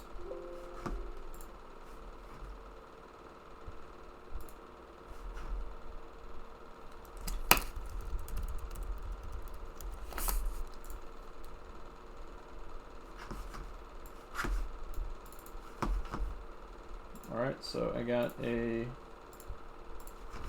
color card backdrop from my Harmony thing so I can see everything now. Just going to use this drawing straight away. So, I would recommend drawing a bouncing ball, but like you can just use an ellipse tool. At the very, like for this that I'm gonna do, I think I'm going to actually use this ellipse tool. This is now my character design for this, so to speak. So after you do that, like one of the things you want to do before you even start animating is you want to establish where the ground is for this bouncing ball exercise. So I'm just going to put this little line here on a different layer. I'm going to extend this out through the entire scene. Extend the bouncing ball through the entire scene too. So I think I'm going to do this hand drawn instead of like moving something by peg, because I want most of the people here to do this as a hand drawn exercise. I'm going to actually lock this so that it doesn't get fucked with. Alright, so I actually have a copy of Richard Williams's Animator Survival Kit here with me, and I'm just going to use what he's talking about in it as a guideline for what we're going to do. So I would recommend picking up a copy of Richard Williams's Animator Survival Kit and finding the bouncing ball, the segment he has on bouncing balls, because it will let you complete this assignment. You can pretty easily. You can pretty much just like copy what he tells you to do. So let me see here. I'm actually going to maybe shrink this ball a bit so I can get everything I want here. So first off, I want to maybe decide where the ball is going to contact. So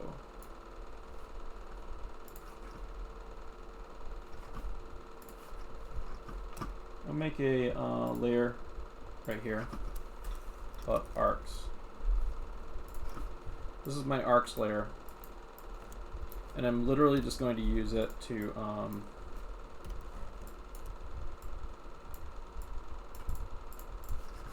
plot out the arc and pathway that my ball follows. So let's see, I'm going to use maybe blue here.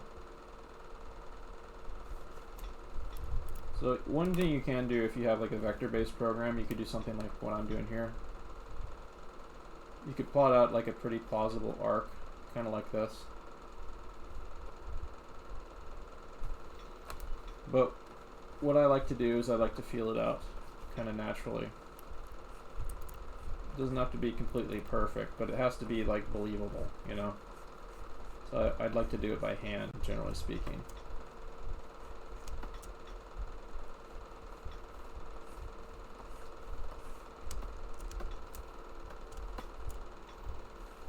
I'm going to keep using this though, because I kind of like how that felt using this. The thing about the bouncing ball is the bouncing ball will not lie to you. Like, if the bouncing ball is not working, it's because you didn't plot your arc right. It's because you didn't use proper timing and spacing on the ball to make it look believable. Like, It should generally be kind of like losing its speed and its speed and its height with each bounce at a fairly steady rate. And the arc should be something that is plausible, like a real ball would bounce. That's what I'm kind of doing here. I'm kind of adjusting these arcs to look a little bit more like a plausible ball bounce. Like sometimes a lot of people, when they do bouncing ball tests, the angle of the arcs here will kind of look really wonky, and so that makes the ball kind of bounce unnaturally. Don't think these are perfectly symmetrical. No. Wonder if that might be because I'm not doing this. But anyway, I'm probably not going to use the vector lines as much. I'm going to use them as kind of like a general guide, but I'm going to be using my own eyeballing and judgment to kind of fiddle with it.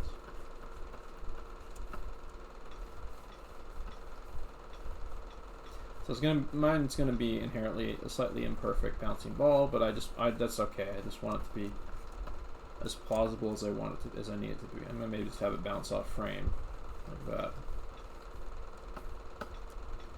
Maybe I can resize this a bit.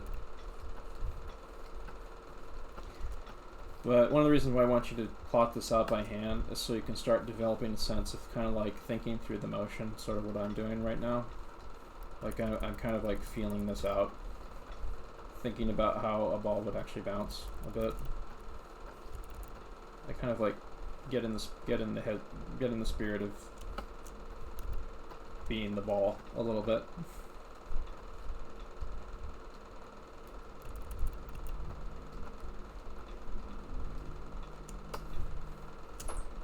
So I'm gonna maybe adjust this so that we can get everything on the screen at once.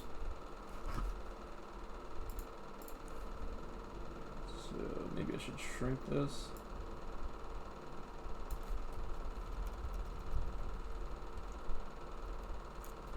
Let's make sure it's following the ground plane.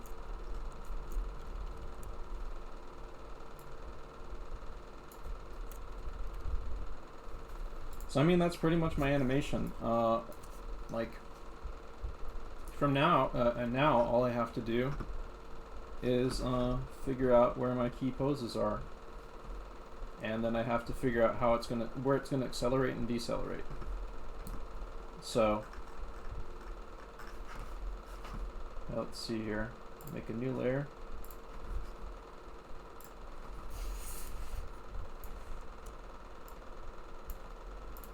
Let's make this black.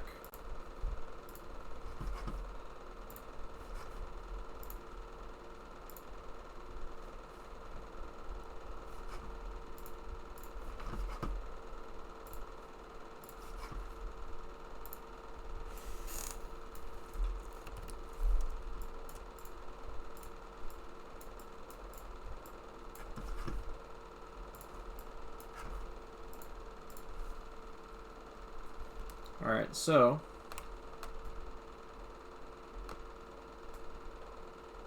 that's my first key pose right there. The next time this key pose will be down here when it's squashing against the ground like that. Next time that the keys pose is at the peak of this arc, about here. So it's going to be about here. Next key pose when it's squashing down here again. It might squash a little less because it's not hitting the ground as hard as it was in the first frame. It's up here, returning to its original shape again. Squash up down here and squashing a little less.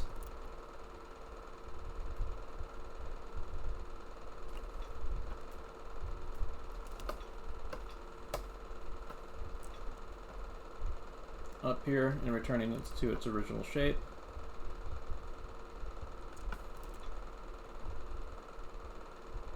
Down here and squashing a little less, maybe even way less. I actually think that this arc might be a little bit off, but I can adjust that if things aren't working. Yeah, I think this arc is a little wide. Just gonna go back and fix that, maybe. Let's do that. And while we're at it, we'll do this. Put that over. This will probably be a little lower too. Do that a bit. Something like that.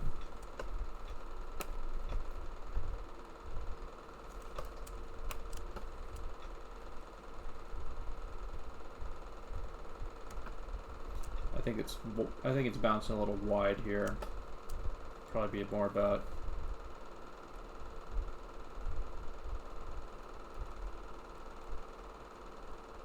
there. There. I think it kind of rolls at the end here.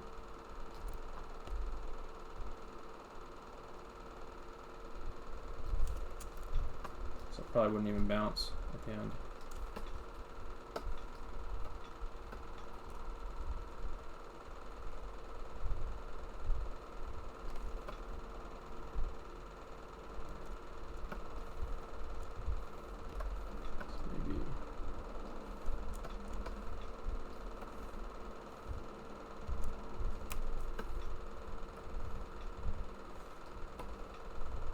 Alright, so now that I've done that, I want to make some breakdowns. Maybe I'll use a different color for this so that I can differentiate which is which. It's maybe like pink, like that, so I know what I'm looking at.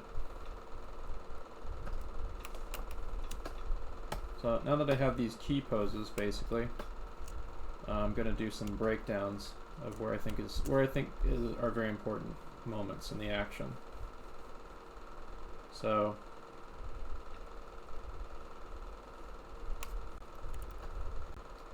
this stretch right here, I decided I'm going to make, when the ball is coming down on its first arc, I'm going to really stretch this out before it actually squishes in the ground and have it touching the ground where it's hitting, which will create a better sense of impact, I feel.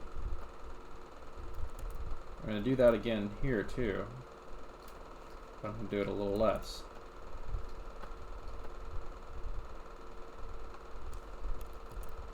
Maybe, yeah. I think I might have made this a little big.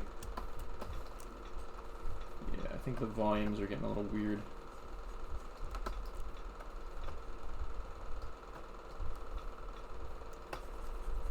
Let's try this. Maybe make it smaller but more stretched.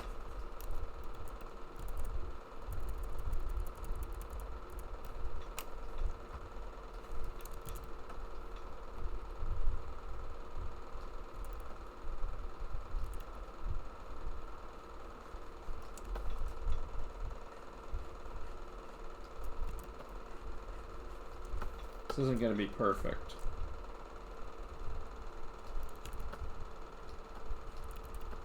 Partly because I'm getting warmed up. I haven't animated for a while. The bouncy ball is a good way to get back into something. If you're trying to learn a new animation piece of software or something like that, or if you're just trying to get back into animating, doing a simple exercise like this is a good way to get back into the swing.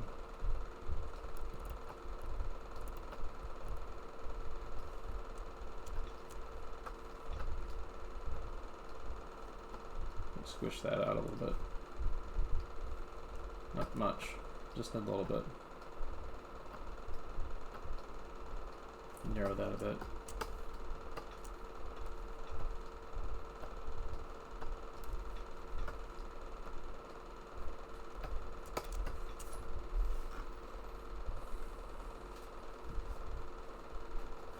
So I've got a little bit of a guideline to work with, and now I think I'm far enough along that I can start making my actual animation. So I'm going to make this layer, and I'm just going to straight ahead the whole thing from the plan that I have.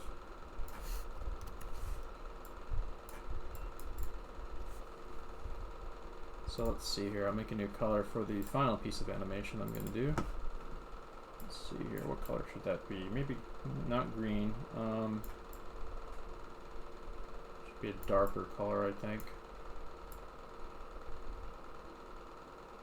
Let's go with purple. Oops.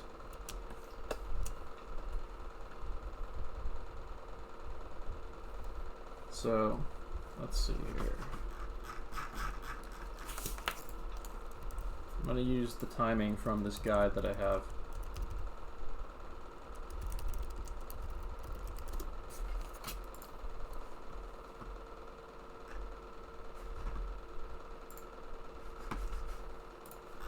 Let's see here. This will be frame 1. Oops. I got to extend the drawing layers on these so the guide appears on every frame real quick.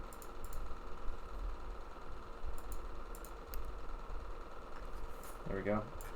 Alright, so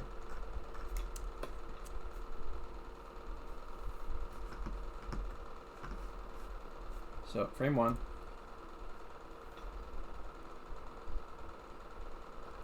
Frame 2.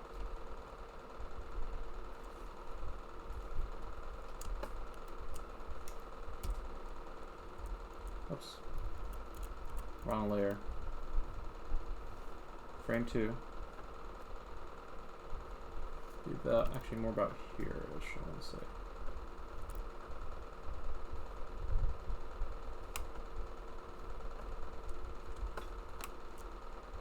Frame 3, maybe here. Nothing stretching on this yet. Frame 4, things start to stretch a little bit. Oops, a little wide.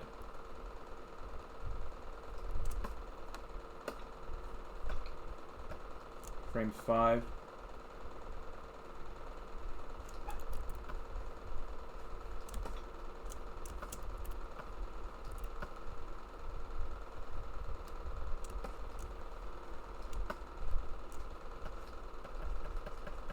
I'll add a little bit of motion blur lines on that.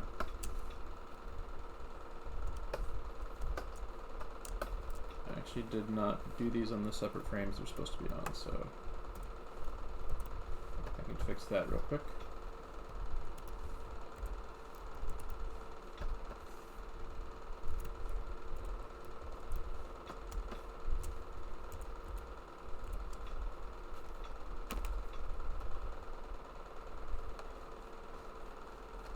I'm not going to care as much about volume for this. I want to see how it looks. So maybe really squish that out.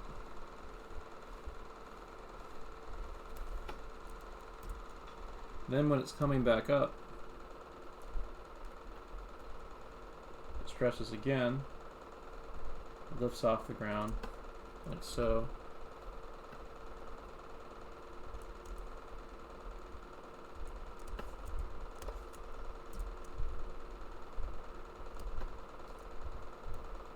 Starts returning to its original shape a bit more.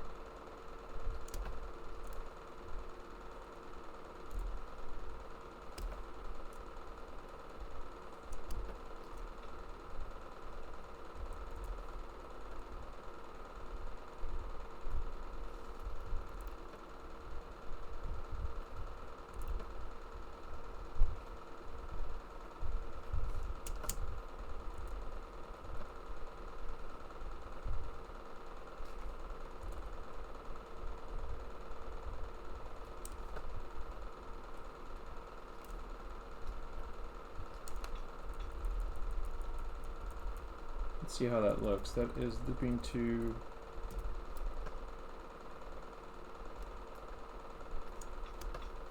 frame 13, so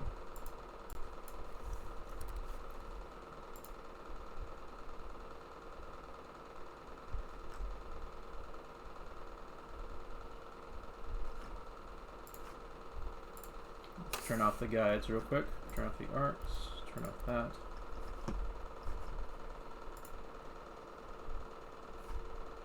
Turn off that. There we go. Yeah, see, it's already looking a little bit like a bouncing ball. It's not perfect, obviously. Like, as long as it's plausible. For you guys, though, I would try to, like, people who are not used to making bouncing balls, I would try to go more for something that feels more like a real bouncing ball. and doesn't kind of like, and like follows arcs that make sense for a bouncing ball to follow. Like for example, I often see like the ball kind of curves up this way when it's coming up, like kind of like a shell effect sort of. Or I sometimes see like the ball is kind of like, instead of like following kind of like a nice curve that makes sense for a bouncing ball to follow.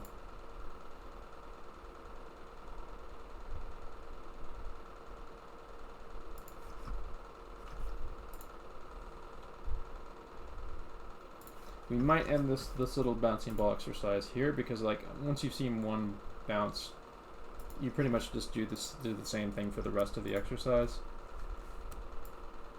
like what I have here. And if you need help on like figuring out the timing of it, like you can look at the bouncing ball examples, like Angry Animator has good angryanimator.com I think has examples of these, and they actually time out the frames that you can use.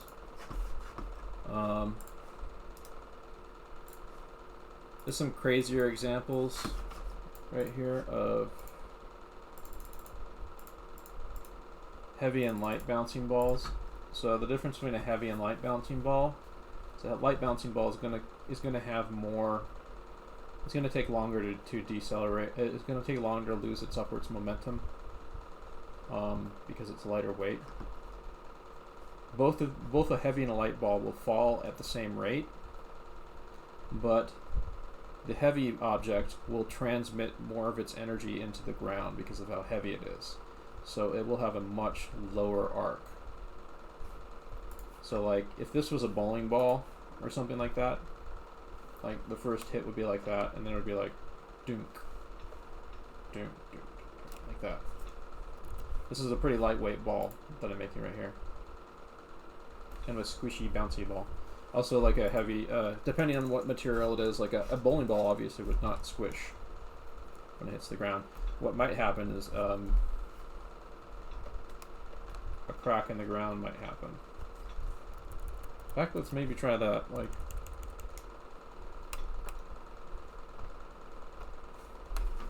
let's like put a new layer here.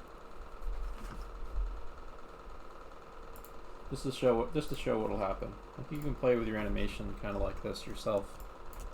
It's always fun to like kind of experiment and see what happens. And if you keep things really simple without like overdrawing things, you can experiment with adding things to stuff. Kind of like this. So now this one, this little crack I made, appears for the rest of the animation. So let's extend it out from there. Let's see how that looks.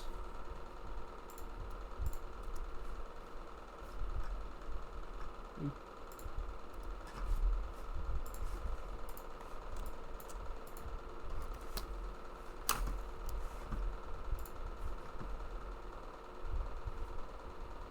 The timing's a little off on that.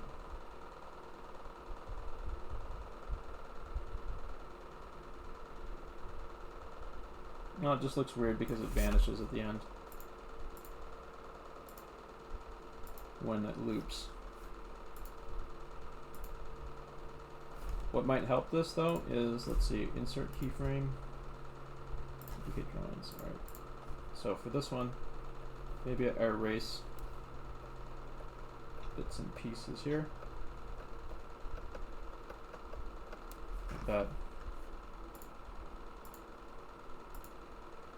That helps a little.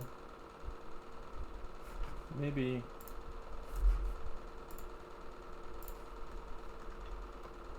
oops.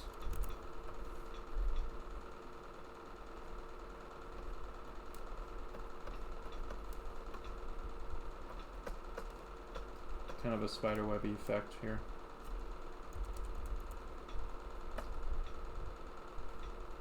Looks more like tree branches, but we're just playing right now. So maybe like, maybe this is when like the crunch first starts happening right here. When it first hits. Then we add more crunch kind of like this.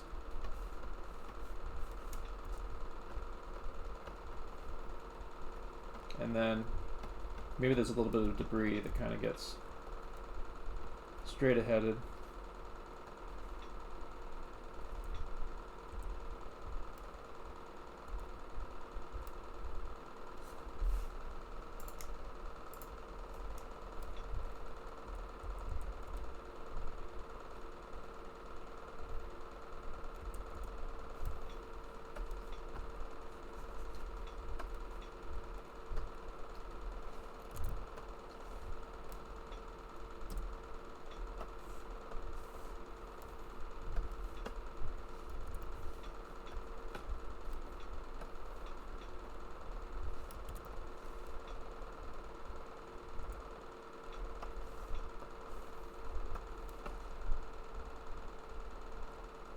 Pull that down here, actually.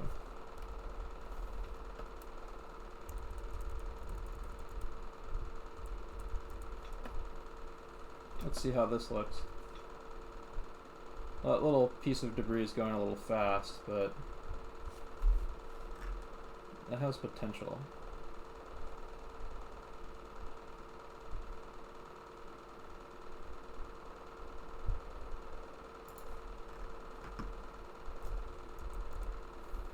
I'm gonna play with this some more. Oops.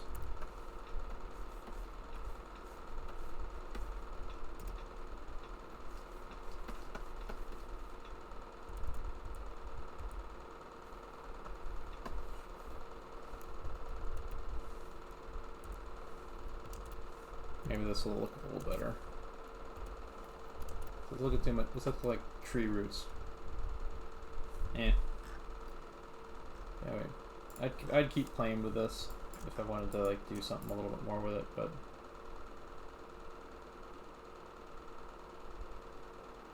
I mean that's the kind of playing with this stuff you can do if you want to like do like a weighty ball or like a ball that has an effect of like smashing the ground or something like that. You could even do like a camera shake when it makes contact. Anyway, so we're going to move on to the next exercise. That's the bouncing ball. I want the beginners and anyone who wants to really kind of warm up to do a bouncing ball exercise, maybe more than one bouncing ball exercise. Do like animate the full thing out, like I have here like plot out an arc kind of like this with the key poses and whatnot, so you know what you're going to be hitting. And then make sure it's accelerating and decelerating, like accelerates, decelerates, accelerates, decelerates, accelerates, decelerates, and so on, and loses its momentum as it goes down. You can even make it kind of roll a little bit at the end instead of bounce. It's like roll straight across and then settle. And when it settles, of course, it's going to go like frames closer and closer together until they're like nearly touching each other. Like this. This is a little timing chart to show how those little lines mean roughly about like how far apart the frames are spaced in shorthand, basically.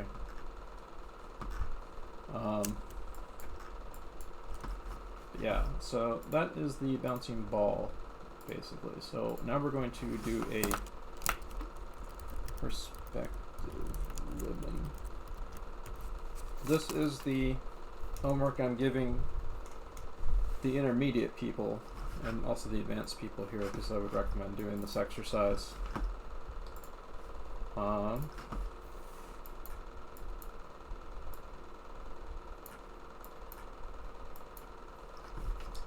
So the first challenge of this is you want to create a perspective grid. So this is for the more intermediate advanced people here who understand the rules of perspective, but I'll run them down a little bit. We are creating a 2-point perspective grid for this. So establish a horizon line, like so. You establish a vanishing point, your first vanishing point. I'm going to make it here. And then you establish your other vanishing point. I'm going to make it maybe here. So I'm going to create a sky grid and a floor grid for this.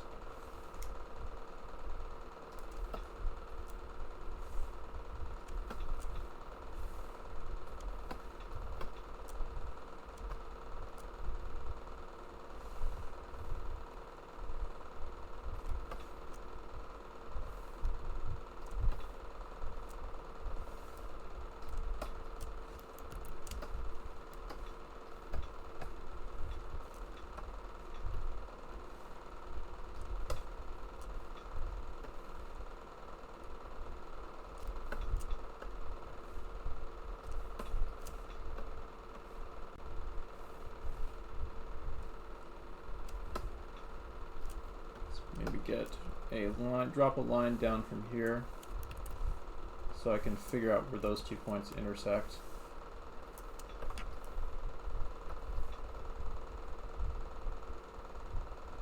There we go.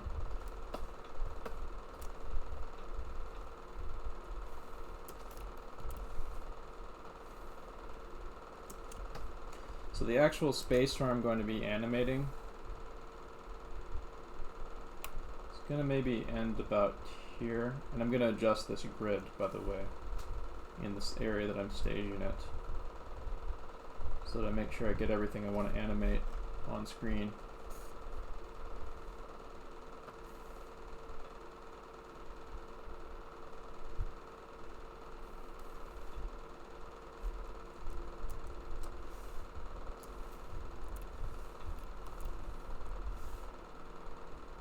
It's pretty close.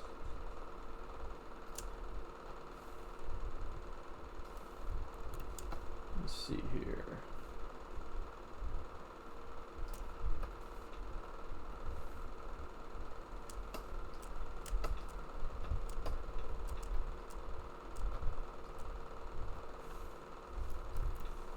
Thinking I may want to extend out the grid over here. Yeah. This kind of hallway effect.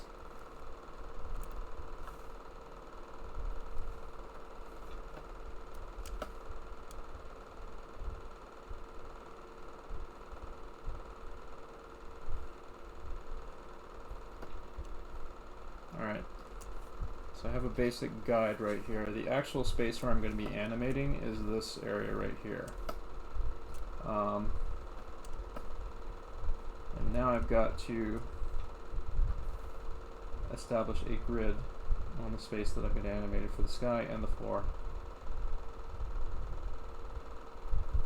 So I'm going to kind of eyeball it a bit. But generally these should, as they move further back in space, should be closer and closer together.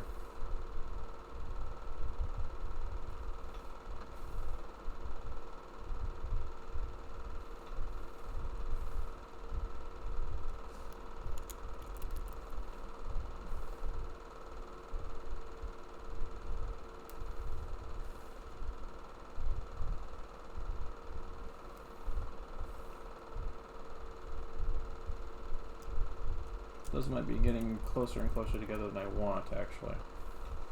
So maybe like this.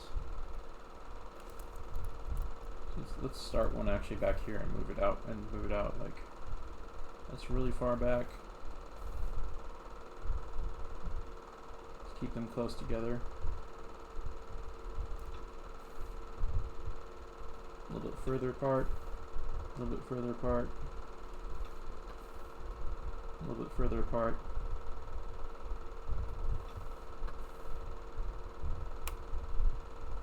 I think that's pretty good. This is not going to be exact. Like if you were doing like a really serious perspective grid, you would like kind of measure this out so like these are in when they're in perspective, they're kind of moving exact apart.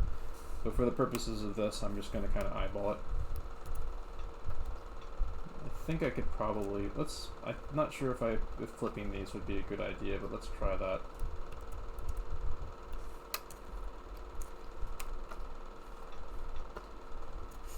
Maybe I can adjust them into place. on the top perspective grid. Yeah, it's a different angle, but maybe I can fix that.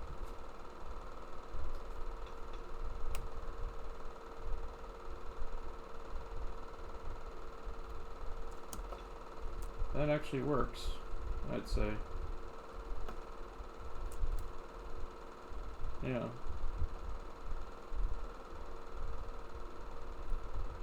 Oh. I think I'm gonna make another... Actually, no, what I need to do is this. Like that.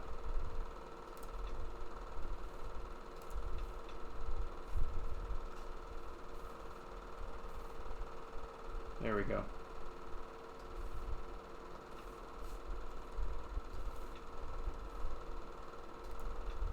Drawing up the line from the bottom to the top of the intersecting plane.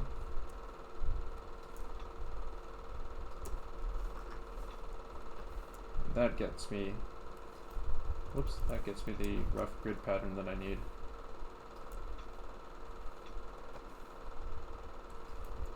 That's weird.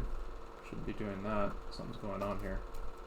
Maybe it's because I have a very inexact measurement there.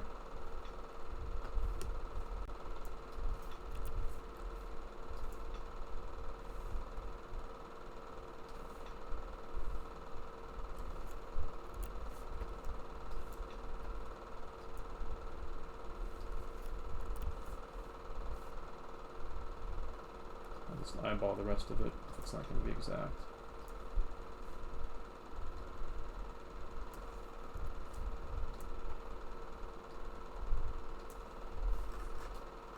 So, and now I've got kind of like a hallway effect going on here. I'm really going to duplicate this. Let's see here. Oops.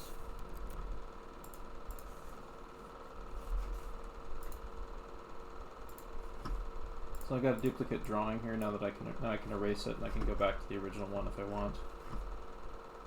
So I'm going to erase the stuff I don't need right now. Don't need that, don't need that, don't need that.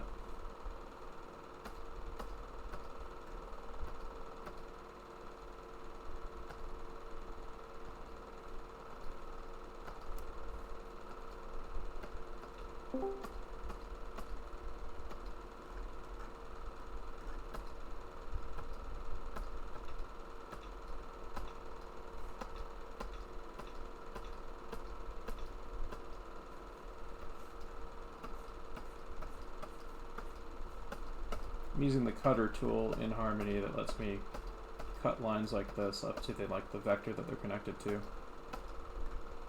which is really handy for working on line art or something like this.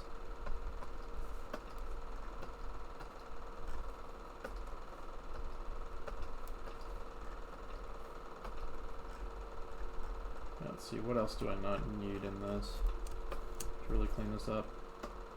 I can just grab all these and delete them probably. Yeah.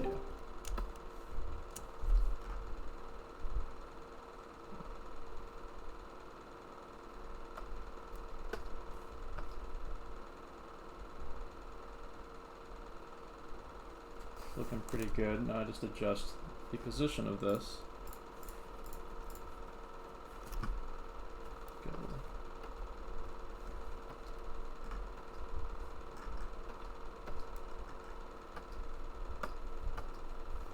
Maybe get rid of that scribbly vanishing point back there.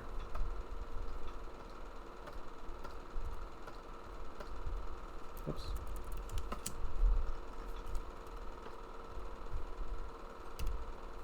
There we go. Now I can see all the, by hitting the D key in Harmony, I can now see all these annoying scribbly, whoops, vector lines.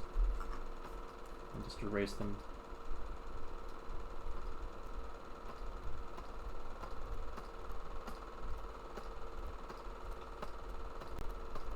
So I have to perform a little surgery on the inside of this thing before I get finished here.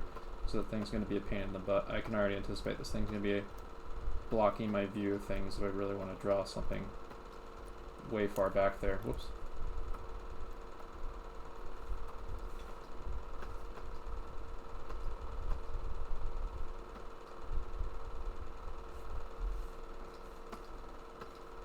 actually just clear all that out. Let's do that.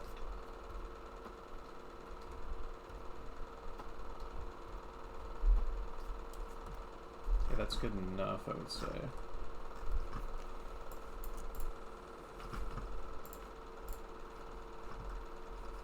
Alright, so I'll maybe turn this to a color that is a little bit more faded. It's like a light pink.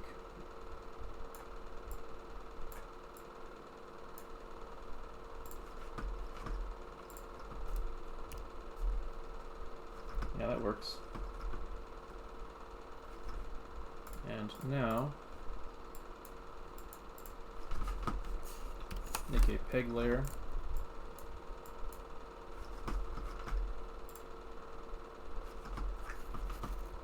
Turn off that.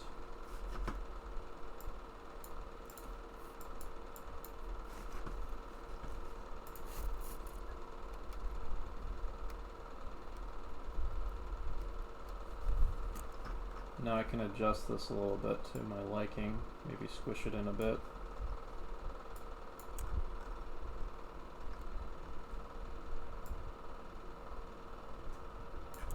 Stretch it out as I need it.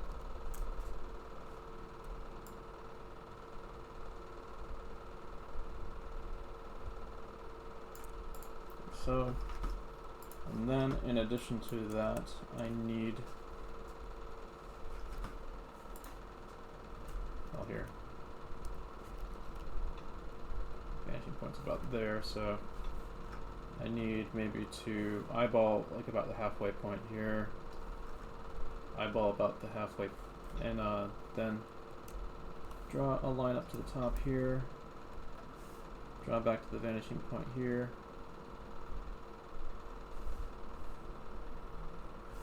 eyeball maybe about halfway here, drop to the top here, draw back to the vanishing point here, eyeball about halfway here,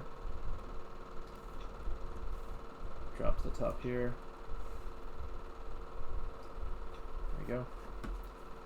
So now I've got a secondary grid pattern going that I can use for further adjustments. I probably might color code this slightly differently, so I can differentiate the lines.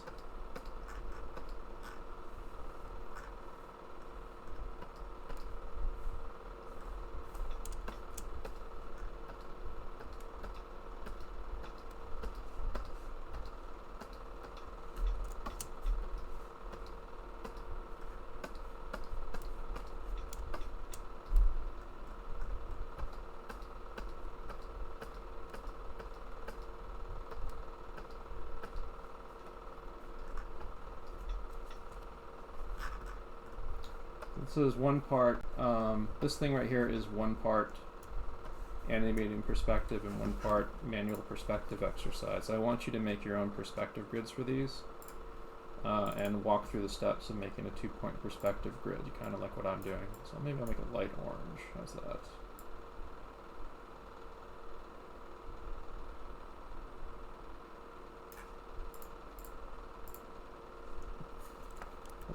Kind of adjusted a bit. Yeah, that's looking okay. Alrighty, so now that I got my background, I'm going to keep this organized. So I'm going to name this BG Grid 1. I'm going to rename the peg it's on BG Grid 1 peg with P. So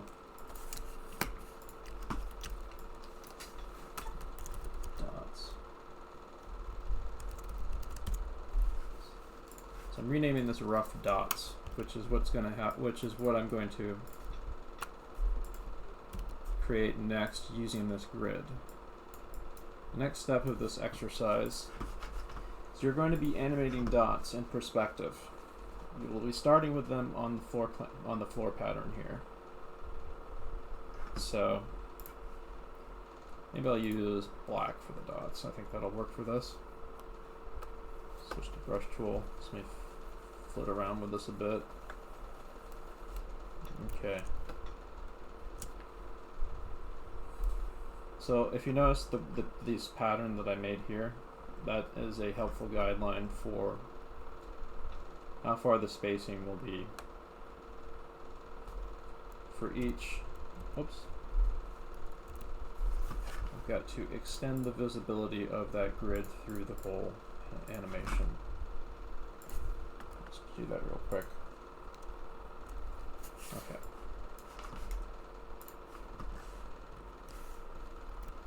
So what I'm going to do is these are going to be my initial key poses of the dots.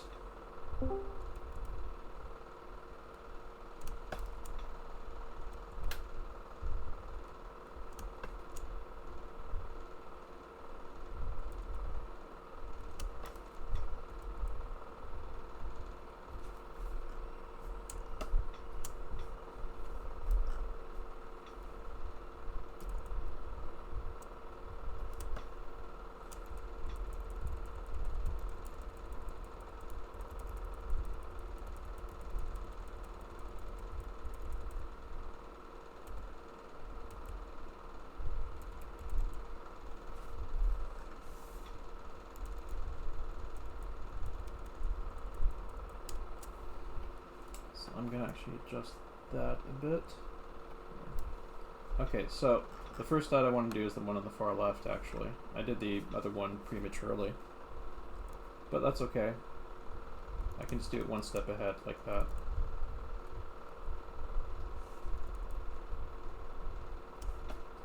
Like this. Like the dots are kind of like almost like a bunch of like laser shots are being shot at you in perspective, kind of.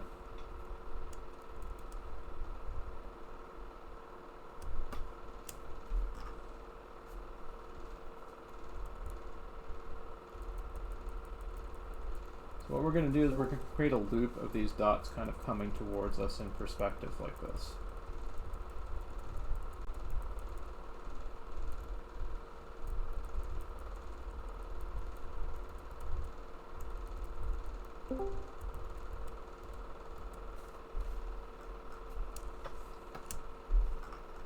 I may have actually, I might need to create more floor grid patterns and more dots. But that's okay. Then it's just like a matter of going back through on that. Just adding what I need.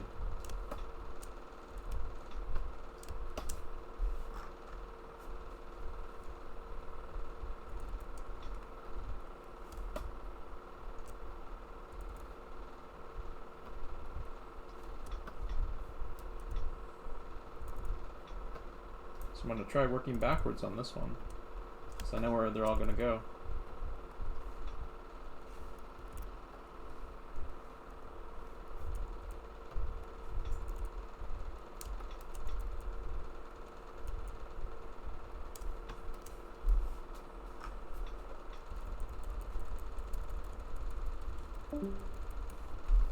They're going to kind of be flickering here because of how I made them, but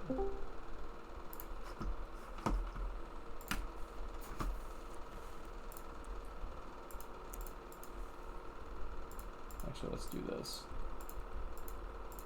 I don't want to slow these down even more than they are, by the way. So I'm going to be adding more frames to this. I'm going to drop the FPS to 12 just so I can slow it down more so it reads. Whoops. Endpoint is frame 20. Okay, stops at frame 20 and loops there. That's looking pretty good, so that means that I should probably... We're going to turn the frame rate to 24 frames a second. And then I'm going to add 2 frames to each of these.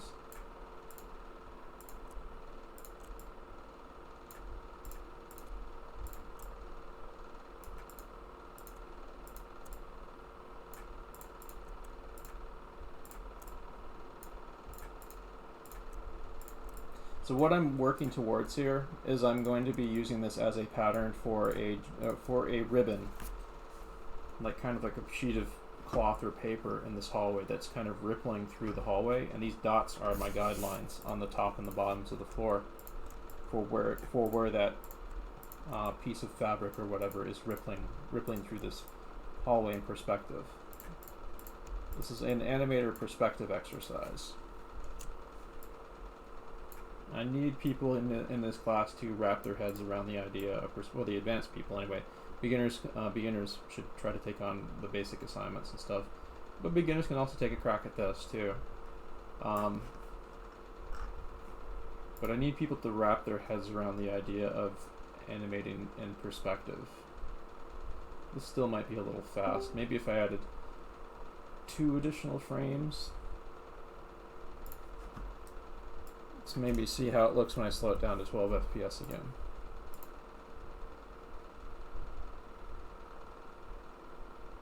That's too slow, so maybe keep it at how it is for now, even though it is going to be kind of fast. And I also realized that I needed one more over here. So I'll add that real quick.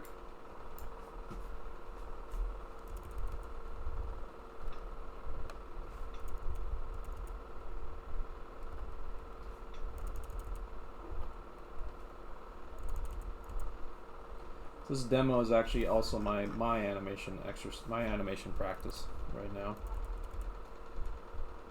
I will probably do one basically for the other homework I have assigned after we get this done.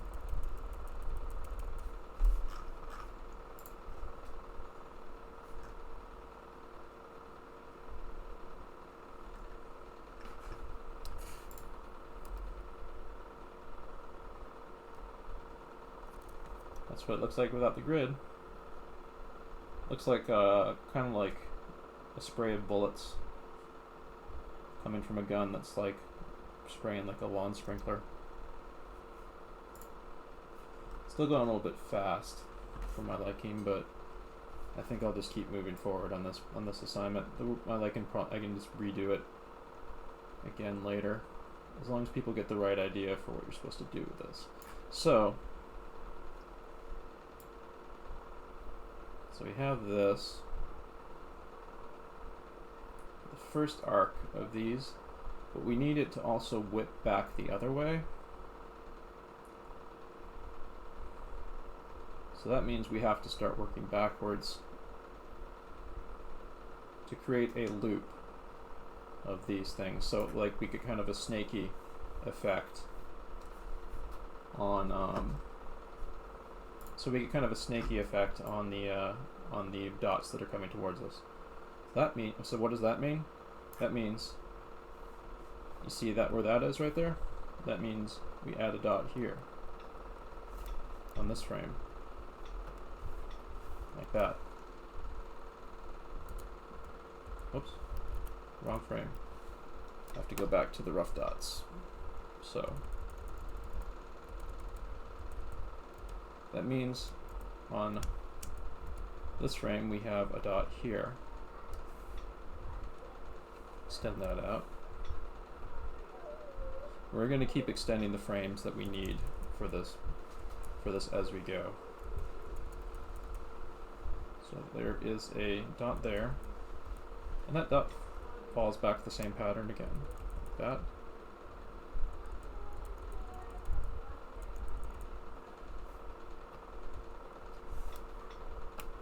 Let me turn that off turn off uninskinning to prevent confusion. Another dot back there. Another dot back there. Another dot back there. Another dot back there.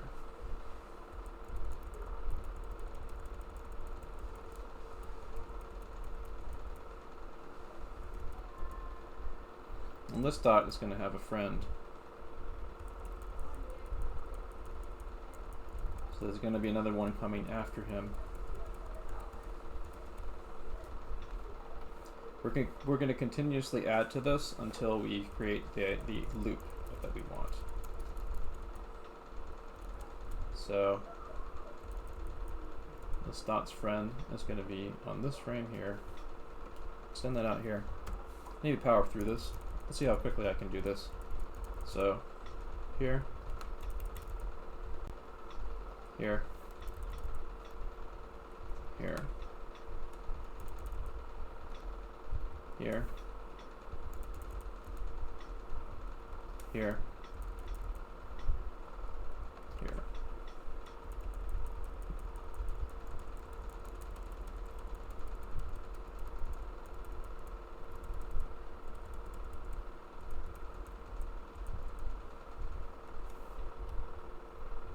That goes there.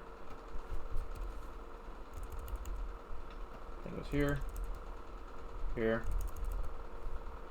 here, here, here, oops, here,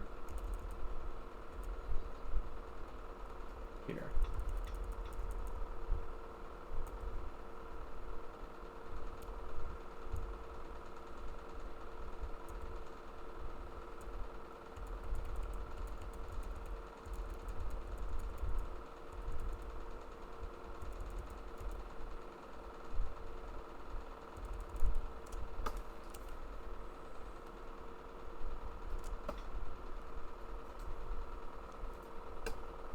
So the reason why it ends here is this is where the end point, roughly, of the ribbon effect is.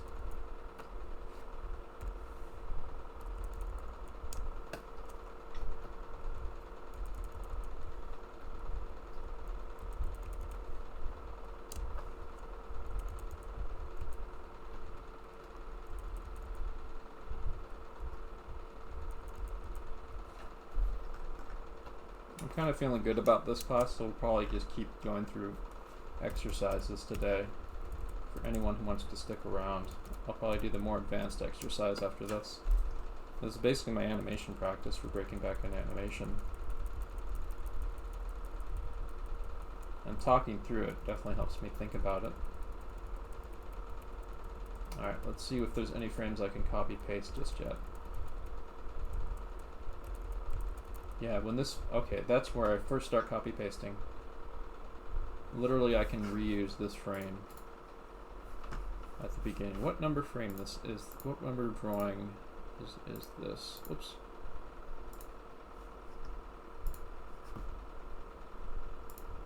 Oh, drawn substitution, here we go. It's number 9. So I'm gonna go back to 1, change that to drawing number 9.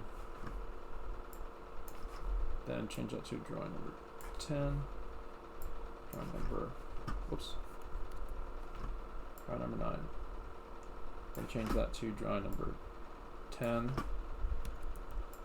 why is it, it's annoying, 10, 9, 10, 11,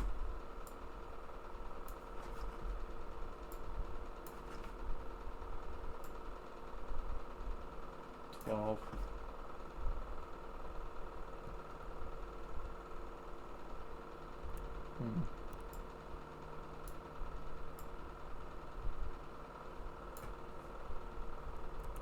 Actually, I better not do that. Let's change that back, actually.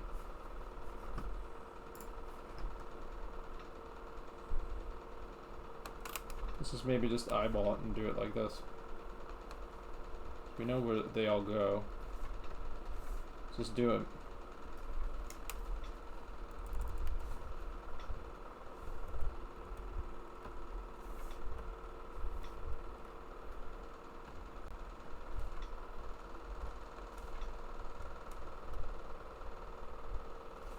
Ooh.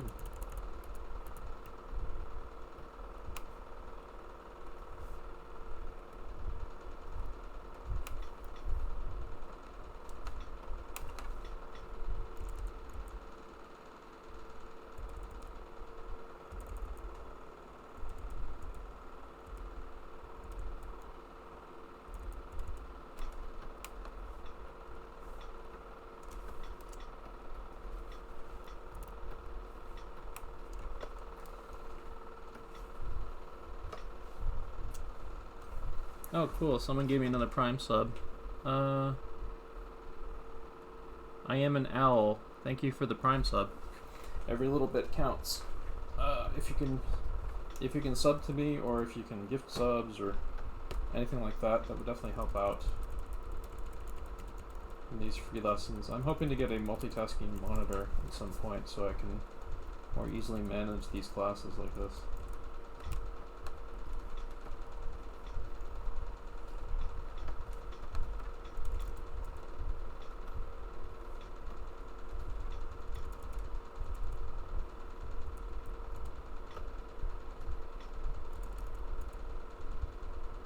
Yeah, when you have a plan, this is the importance of planning. Like, because I have this planned out right now, there's not really, I mean, like, this kind of like falls into place. When you're doing when you're animating perspectives, you should plot out stuff like this so you know where the hell you are. It's your roadmap for how you're going to be animating.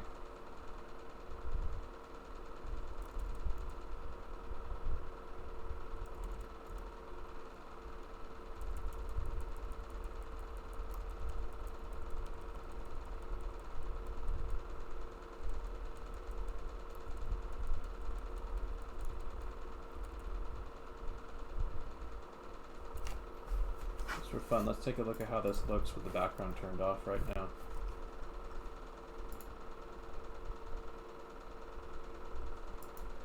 It really does look like bullets being shot.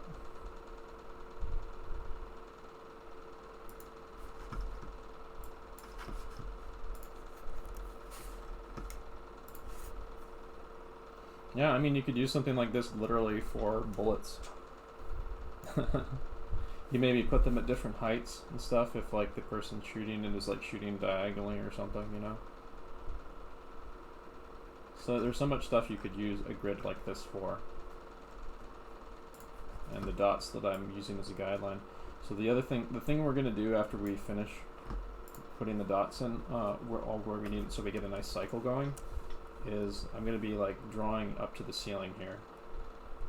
And these are gonna be creating depth in the axis here, and we're going to be creating a curve along the floor, following the curve, using the dots as a guideline.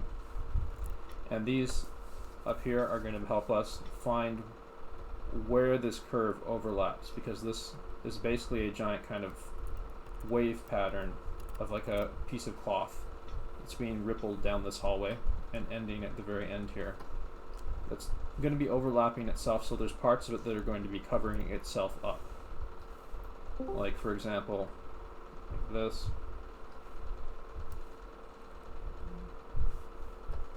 Like, we see this part here, but then this part, then these lines are covered up here. So that's the next step after we finish making the loop here. So let's finish the loop. If you want to, you can actually do this exercise right now too. You may get it started. You don't have to finish it right now, but you can get it started if you have an animation software that you can use right now.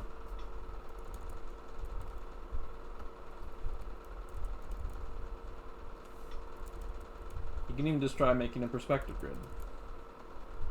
This video you'll be able to replay later through my Twitch channel. In case you need to see how to do this again.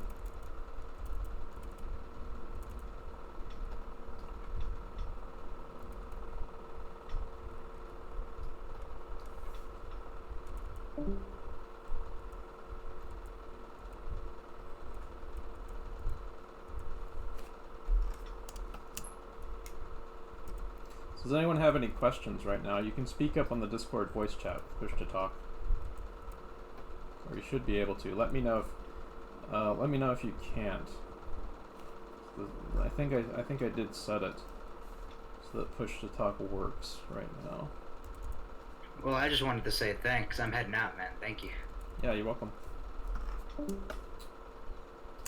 What's going on here? Oh, I didn't draw the dots yet for this one.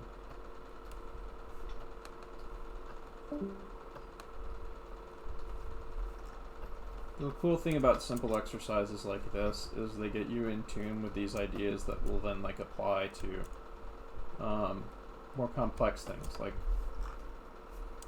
this will help. Doing this as a warm-up exercise is going to help me when I'm animating figures in perspective.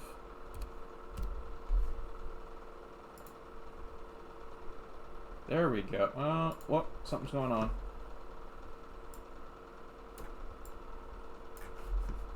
I may have misjudged where the loop is. Oh no, there it goes. Yeah. Cool, we got our cycle, I think. Let's turn off the grid and see how that looks. Yeah. That's looking good. Alrighty. Let's take a little break right now. We can sit and admire my amazing animation skills. And here, I'll turn on my grid again so people can like look at the grid.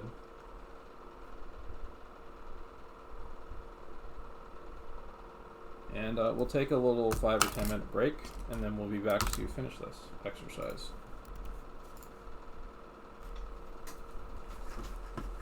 So I'll maybe put on some music in the background.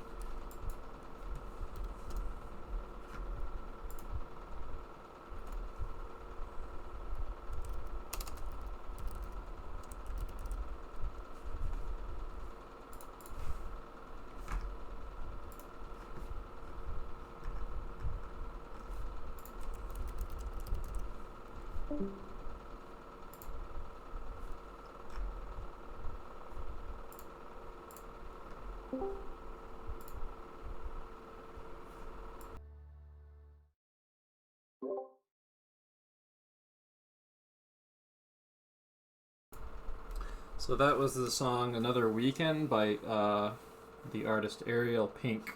And they get their name, naming themselves after Ariel from The Little Mermaid. One of the main gimmicks of the performer is that they like to wear pink flowing long wigs that look kind of like Ariel's hair from Little Mermaid. That's kind of like a sort of a cheeky joke. And they often use a lot of mermaid imagery in some of their stuff. I'm going to play another song real quick while we're still on break, and this one is Dragon Ball Durag by Thundercat, and it's about a man trying to impress a woman with a nerdy Dragon Ball Durag. And I love the music video for this song.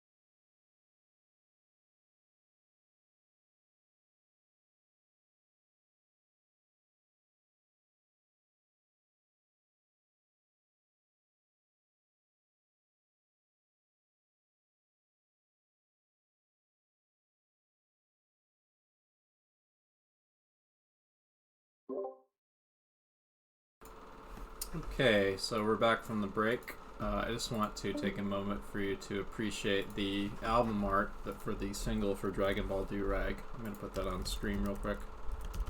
Rag. Well, first off, here's the music video. Here's some good images from it. Yeah, it's a great music video, and that's the wonderful Alvin art. It's a $9,000 price tag. Yeah. Strongly recommend watching that music video. It's very enjoyable. Anyway, so we're gonna get back to this exercise and finish it up.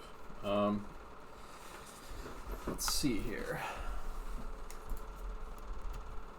I'm down to like just keep streaming and like working through the different exercises I have planned for today. I'm literally like, the thing I'm gonna maybe try doing in the future is when I assign homework, the class session will literally be when I do the homework.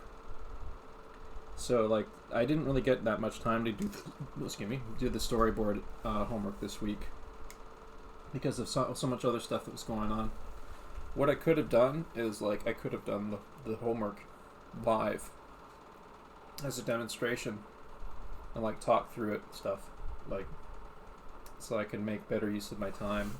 So I'm planning on maybe doing that. I might repeat this week's homework for the storyboard class tomorrow and then like wind up just basically doing it live in the class, because I think it would be good for people to see examples of me kind of like struggling through the assignments myself and talking about the problems that I run into with them. We could all maybe follow along tomorrow doing cinematic studies and action design stuff and other things. Space Dad. Yeah. Can I ask a question? Yes. Okay, so I'm going to send a image along with this in classroom chat to help illustrate what I'm trying to say. So for something like what we're doing right now, this wave in a hallway. Yeah. If all the points that we're animating were like plotted flat, it would look very much like a linear function like that, sort of. Well, yeah, that's fine for this. It's not going to be an exact like kind of whipping wave thing. This is we're going to be using the dots as a guideline to draw a curve on it. Okay. And it's so not going to be perfect. That's not going to be perfect. The point of this is to kind of like absorb, kind of like knowing what to eliminate in something when it's moving in three-dimensional space, and also like trying to work with the curve in 3D. Ah, okay. So like I think what you're thinking of is you want something that looks like an actual like physical flag, kind of like what I did in that flag animation, for example, in the wave principle. Right, like more sinusoidal. Yeah. You could probably do something like that. Like I think I would, if I was going to do that, I would probably add some like closer, some like, you could almost even add some additional dots here, maybe. That's not really necessary for this because you can kind of like plot them out with the curve. Okay. Yeah, but it'd be more like a sine wave, I guess. I mean, you can kind of use these as a guideline and like kind of like eyeball a sine wave yourself. Right. But anyway, so the next step in this is you want to plot the ceiling out. So I'm actually going to, let's see here.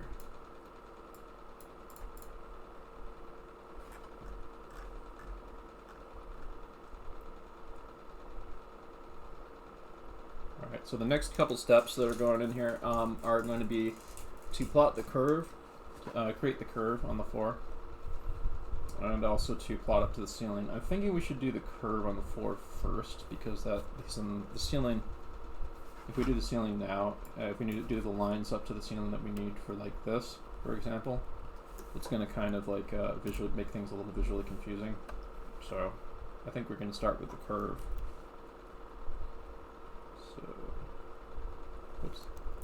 So I'm going to kind of use this as like a guideline. kind of like a connect the dots drawing, but like not exact. So I'm kind of like following a sort of a light loose curve. I think I'm gonna actually shrink my maximum size of my line down to 2 so I can get a thinner line here.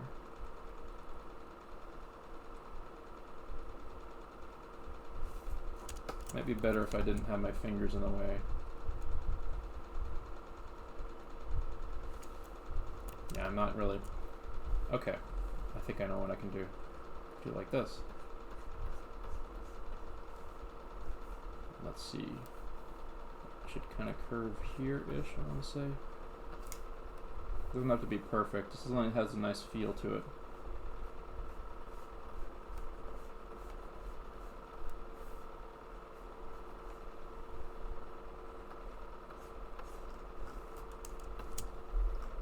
That's a fairly plausible curve, so we'll stick with that for that. Oh, also, before I move any further along in this, I'm going to save this. I'm going to save as, whoops. I'm going to save a new version of this, actually. I'm going to leave it as B. So in case I make a mistake, or like I don't like the way the dots are working, I can go back and do a clean pass again.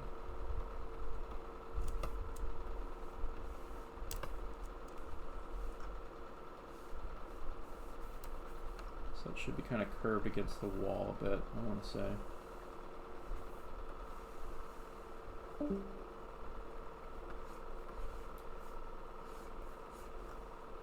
Also, I got this animation assignment from one of the people that's on our Discord who teaches at Goblins. So there might be some stuff in here that I'm doing wrong. So I'm trying to do the assignment as best to my recollection as she gave to me.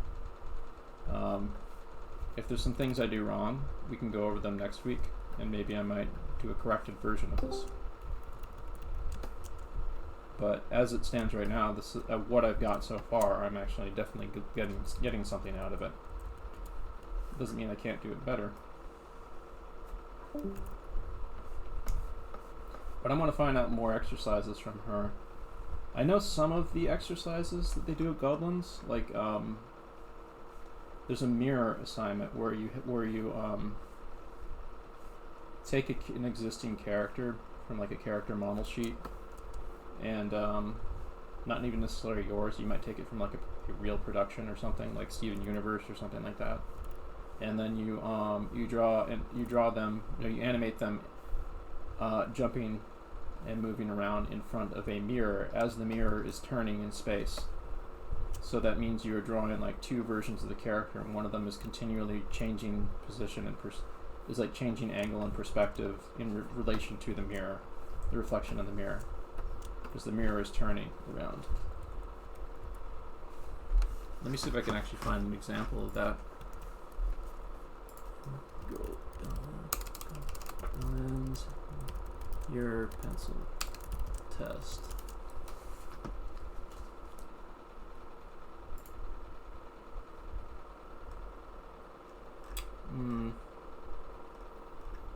Well, I can't find any examples offhand, but I've seen it done before. And it's a really excellent perspective assignment, and also a character practice and construction assignment too, for maintaining that consistency of the character and doing something really complex. There would be like an example of an animator.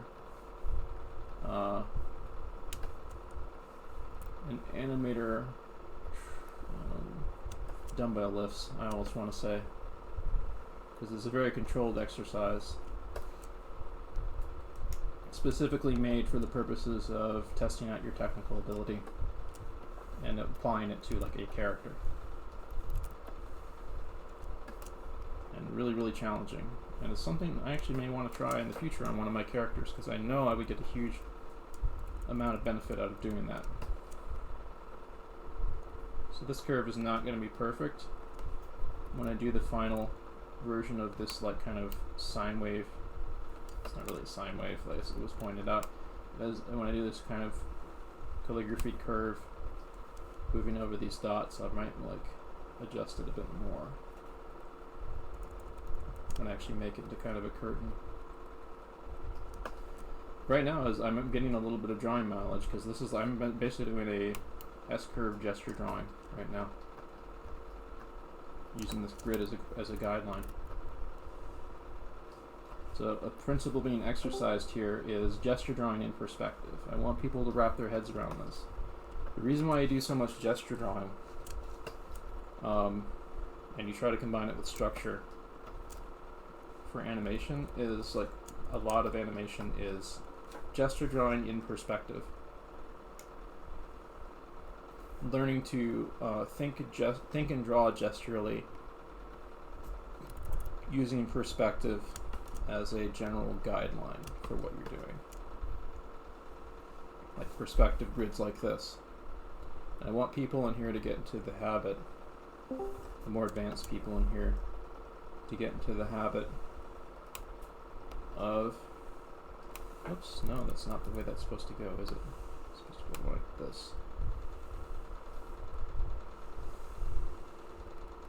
I want people here to get in the habit of trying to use perspective grids as much as possible when they're animating as a guideline for containing the gesture drawing that they're doing. Like, I know they're like, say like there's a character here. I kind of have his head here, and they're like, I'm following the grid pattern of the backdrop here for this character's upper body.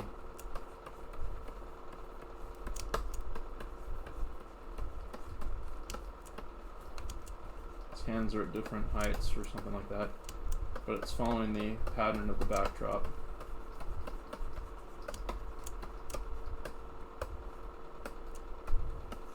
Or like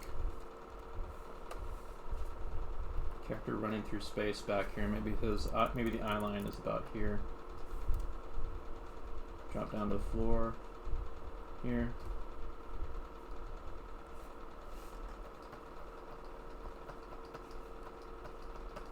So the foot there,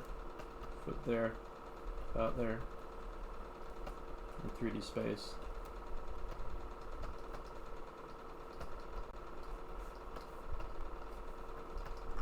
So you're drawing gesturally and like rough to kind of work stuff out, but you're still thinking about, you're still using the grids as your guideline.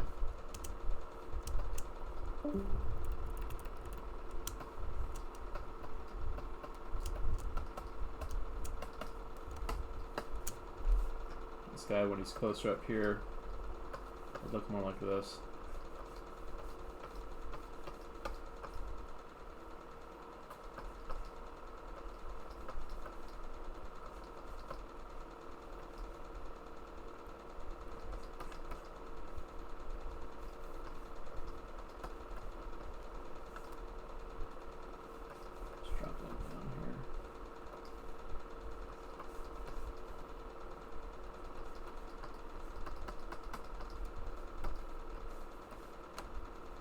Then I can find where the foot is placed, see?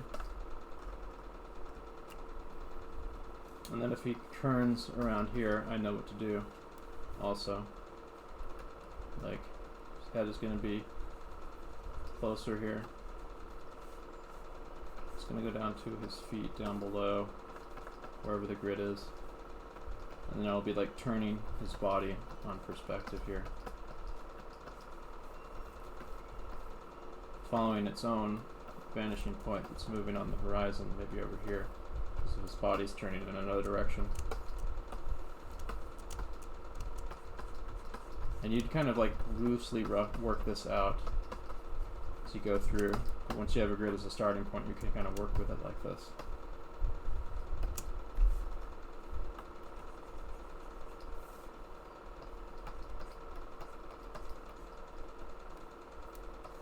So on and so forth.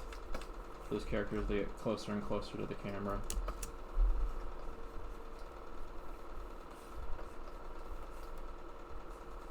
And literally I'm using like the same kind of idea of those dots back there. I'm going to actually save this. I'm going to save a new version because I want to keep that little grid drawing there. But I'm gonna erase this. But now I have a backup of this little thing I made as an example.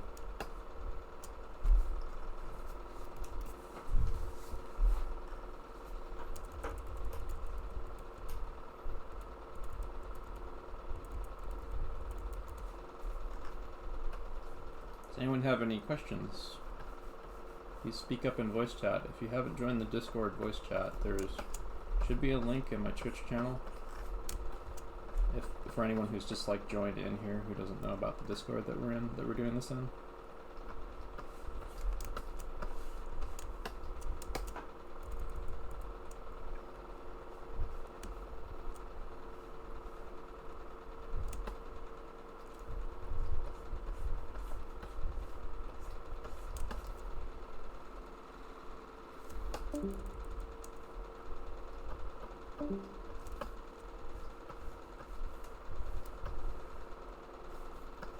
I don't have a question per se, but more just a comment. But Sure.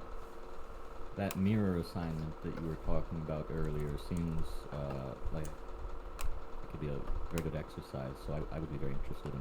Yeah. Being I want to taught find out the that. parameters of it. I kind of remember it, so I can kind of reconstruct what you're supposed to do in it.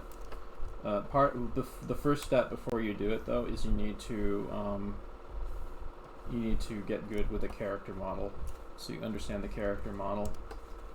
So there's other animation tests you would do with that character model and practice you do with it to kind of memorize it, and then you start using it in the perspective thing. The thing is like when you initially do it, you don't have to go detailed with it. You can make it really loose and simple, as long as it's like following your planned out grid, kind of like what I was just doing just now.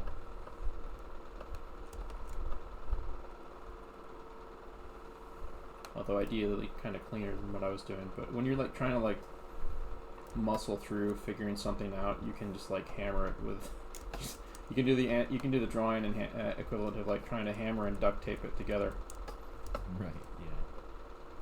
Sometimes it takes a few swings at that before you start to wrap your head around things, and you can like pull off elegant curves and flowing arcs. Like, you kind of have to beat your head against something a bit before you turn on the animator brain,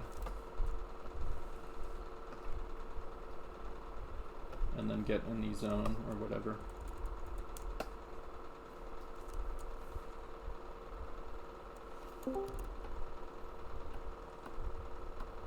I think that's a repeat of a previous frame, but I'm going to draw another one. Some more drawings. I mean, it's going to make more effort for me, but why not?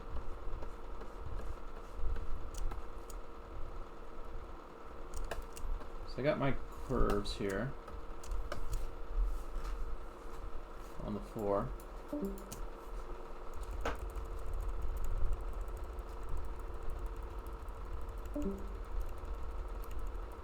Let's see how they look. I think some of them may have to be adjusted a bit. Actually, quite a few of them. It kind of works. I mean, it's like some of the curves aren't really quite curvy enough, but the feel of it kind of works. Parts where it kind of doesn't work as well. Maybe that one is a little bit angular. But for the purposes of completing this little demonstration, I think it would be better if I just moved on.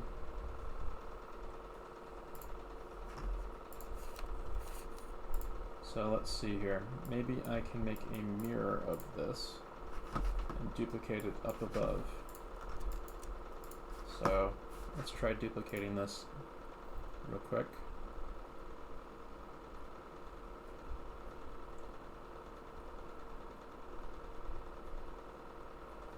Duplicate selected nodes. Let's put that over here. Give its own peg. And then on the peg that it's on, I'm going to flip that upside down and then see what'll happen if I adjust it like this. And if it's like pretty close in place for the whole thing, then I won't need to redraw the whole curve. Ooh, It works! It works! It works! See, I don't have to draw a second curve now.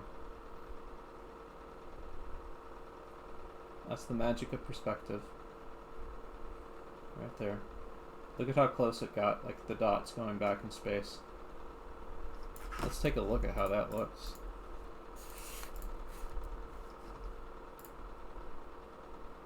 Yeah.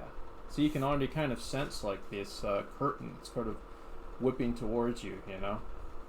All that remains now is I need to just like draw the sides of it and like eliminate the parts that would be covered up by it. So we're going to do that now, actually. So we got all the hard work out of the way. Now this is the finishing part, kind of. I'm going to make a new layer, maybe, to do the actual curtain, using this as my guideline.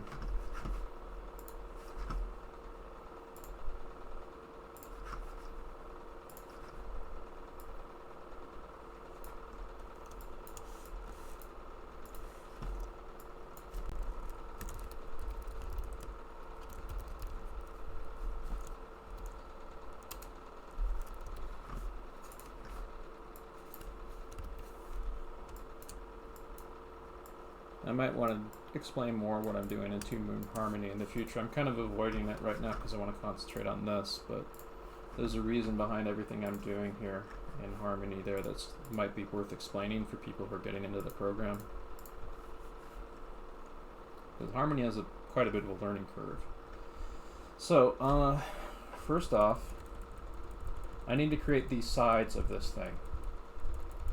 The sides and the endpoints of it is what I need to create to start off. So that means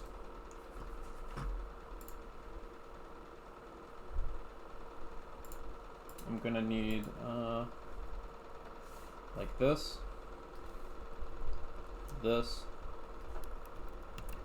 so I have to approximate where it bulges out the most at the side right here and kind of draw up and down from it. This is an endpoint right here where the curtain ends, and then it goes down through here. This is a side right here, so let's do that.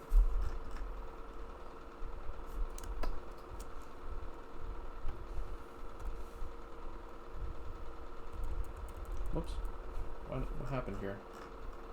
Oh, it's just really small, so it's hard to see when I zoom back. Maybe I should beef those lines up, actually. Let's do that. Just so they're visible.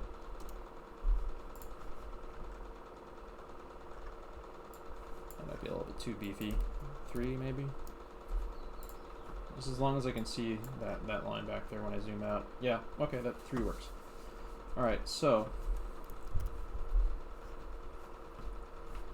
now I got to go through and add those to the rest of it, wherever it bulges out at the side or wherever it ends. I think some of you can kind of see where this is going, by the way. Hang on, I gotta... So that is an endpoint. That is a side. That is a side right here.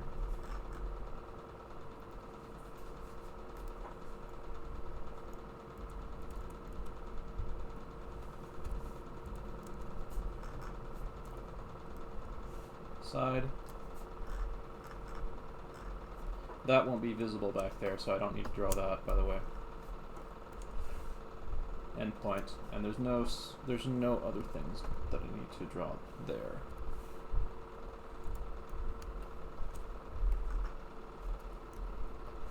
Side. Endpoint.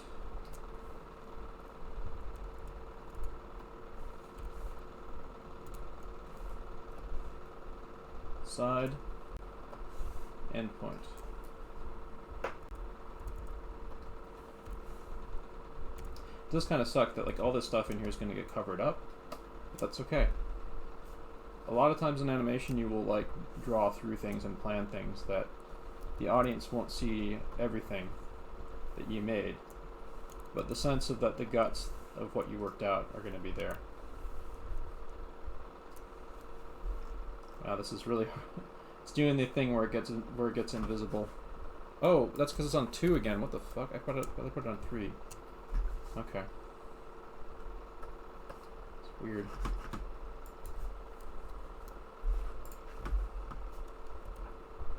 Okay. Well, anyway. So now we have to draw 3 lines here. That first one. This side here. And then this side that's bulging out here. Oops.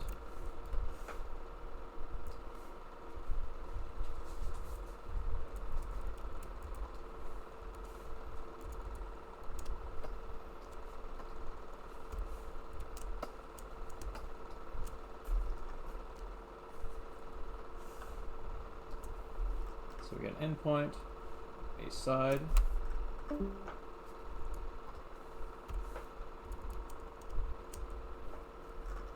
We have a side here, an endpoint, whoops, an endpoint here. Whoop, damn it. What happened? Yeah. It's kind of funky to see at that size. So that's good. Endpoint here. Side. Side. What kind of endpoint? Actually, I think that's the other endpoint back down there. Yeah.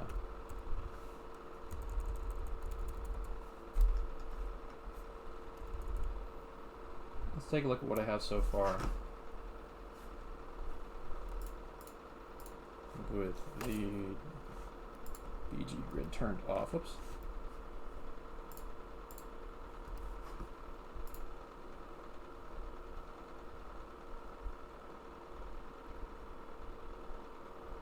Yeah, it's starting to come together a little bit.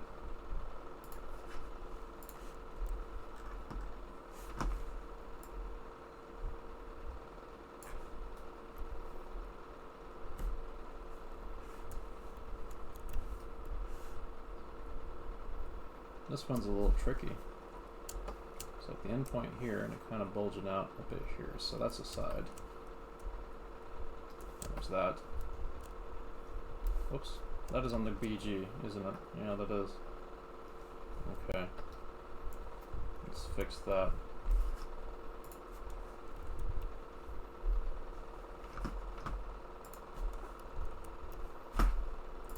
There we go.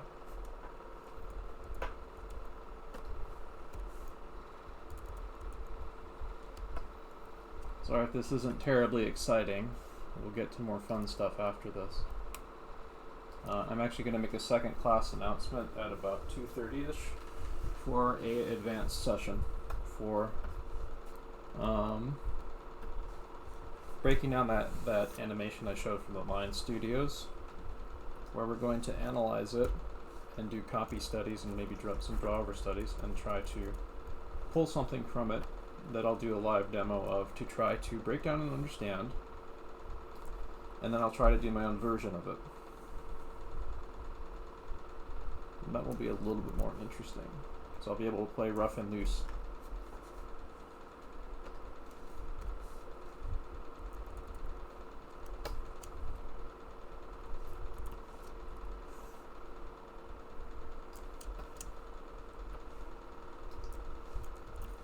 Well, let's try to speed this up here.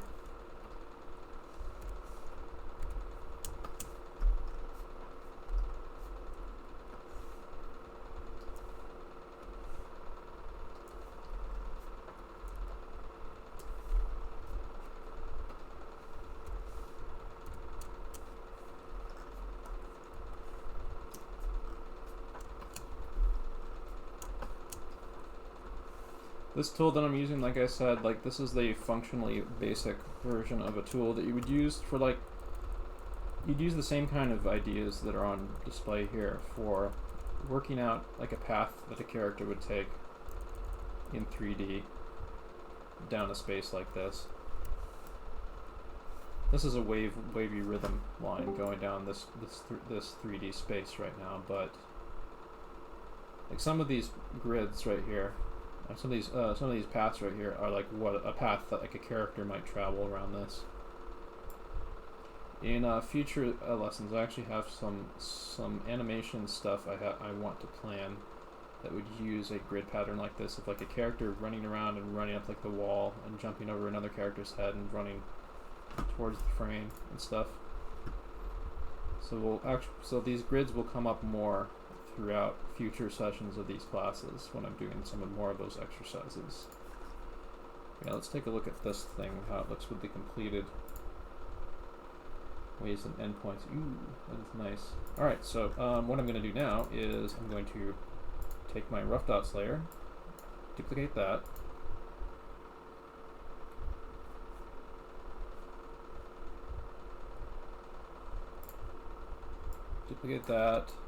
attach it to the main peg, attach it here, and what I'm going to do is I'm going to turn off the original, and this one I'm going to erase what I don't need here. Whatever would not be visible, I'm going to erase. Oops. That's only the top one, isn't it? Okay, I'll just have to do it that way then.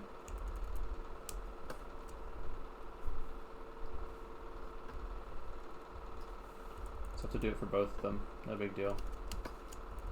There's a couple things I could have done to save my time on that, but it's too late for that now. Sometimes you gotta anticipate stuff like this happening, and I could have like flipped a double peg layer or something like that, or applied a duplicate peg on the bottom thing if it was working, so that when I erase the top one, the bottom one also has that part erased. But this is easy enough to do. I mean, like I can just run through with an eraser and do it manually.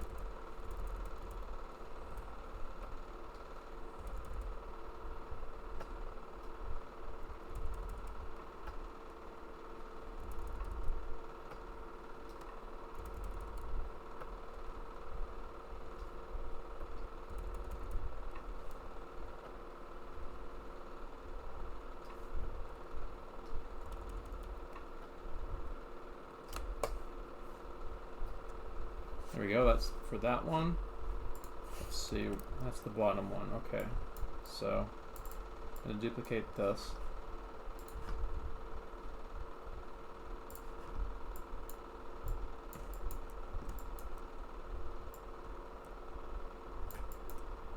We will actually wrap this up after I finish erasing this thing. We will resume in about,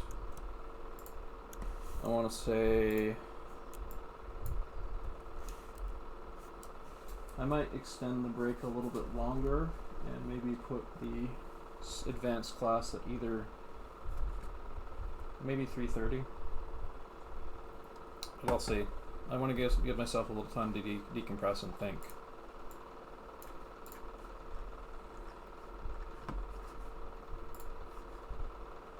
Anyway. Oh shit, what happened? Oh, the curtain models got disconnected from the composite. That's weird. So this goes on here. Whoa. Why is stuff getting disconnected? That's annoying.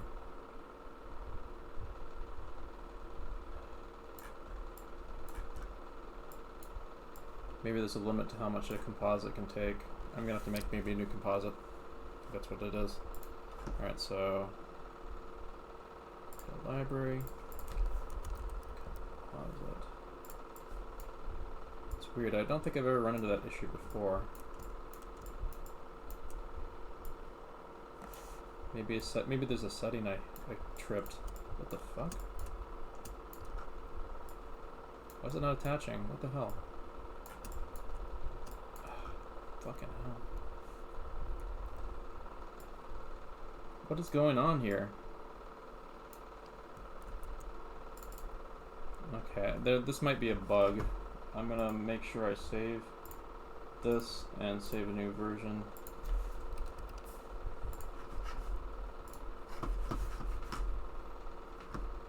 Restart it real quick.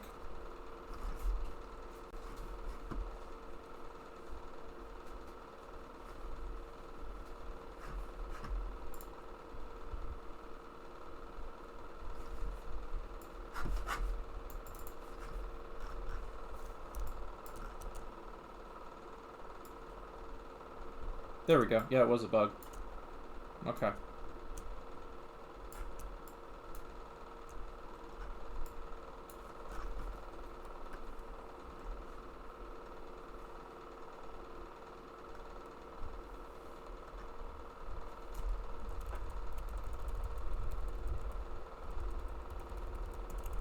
Looks like I missed one. I missed a few frames at the beginning, actually. Not top one. So let's take care of that.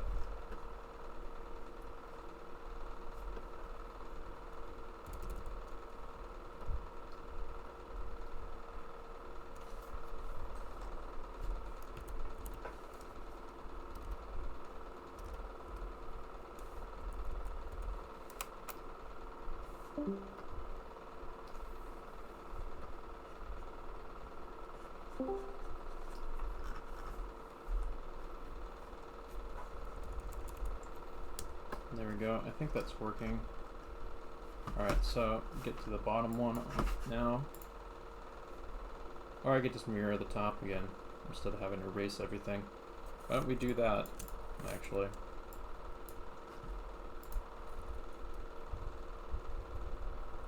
So duplicate selected nodes. Now attach them.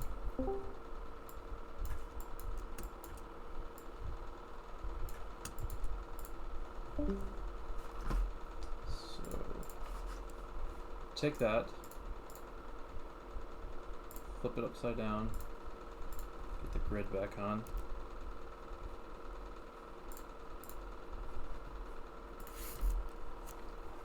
And then the anchor point should be over there-ish, and that's pretty close.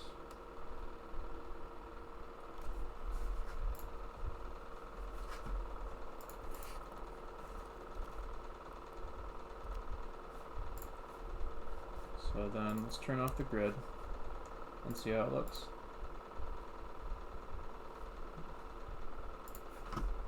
The loop is on frame 60. Okay.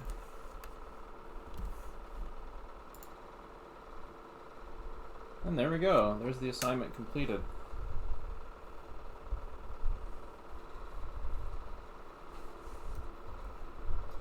So this will be the intermediate assignment for people to do. I'm going to show a demo of the advanced assignment I have in mind for people to do. Yeah, I'm gonna maybe export this and save it. Then we'll take a break. I think I will end the stream at that point, and then we'll resume another stream later, and I'll make an announcement for the class time.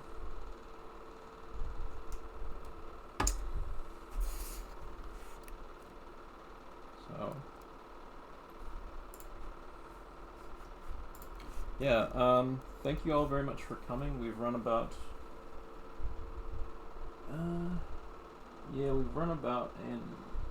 almost an hour over time, so I should bump the next class to 3:30.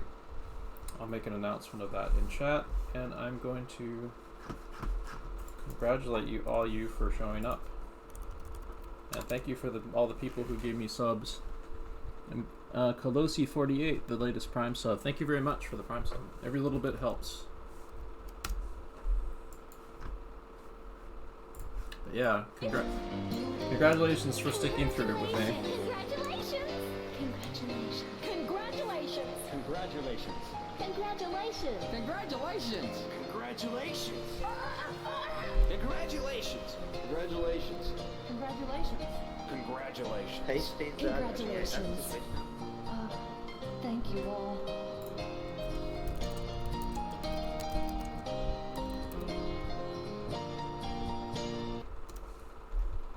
And this is what we're going to be 人 studying 生は when we get back. I'm going to be picking apart from this. We'll go through like a little bit. We can talk a little bit about some of the more advanced things that are going on in this. And we'll pick apart from it to do a study. I'll do a live study demo of it, try to break down some of the ideas that are going on in it, and try to reinterpret a version of some of the ideas that are in it. So it's like kind of live homework study for me, where I demonstrate some ideas to the rest of you. So that's what we're going to be doing at 3:30 today. So I will be closing down the stream right now, and we will be back at 3:30 p.m. Pacific time. So have a fun, have a food, have a good day. Thank you all. Bye bye.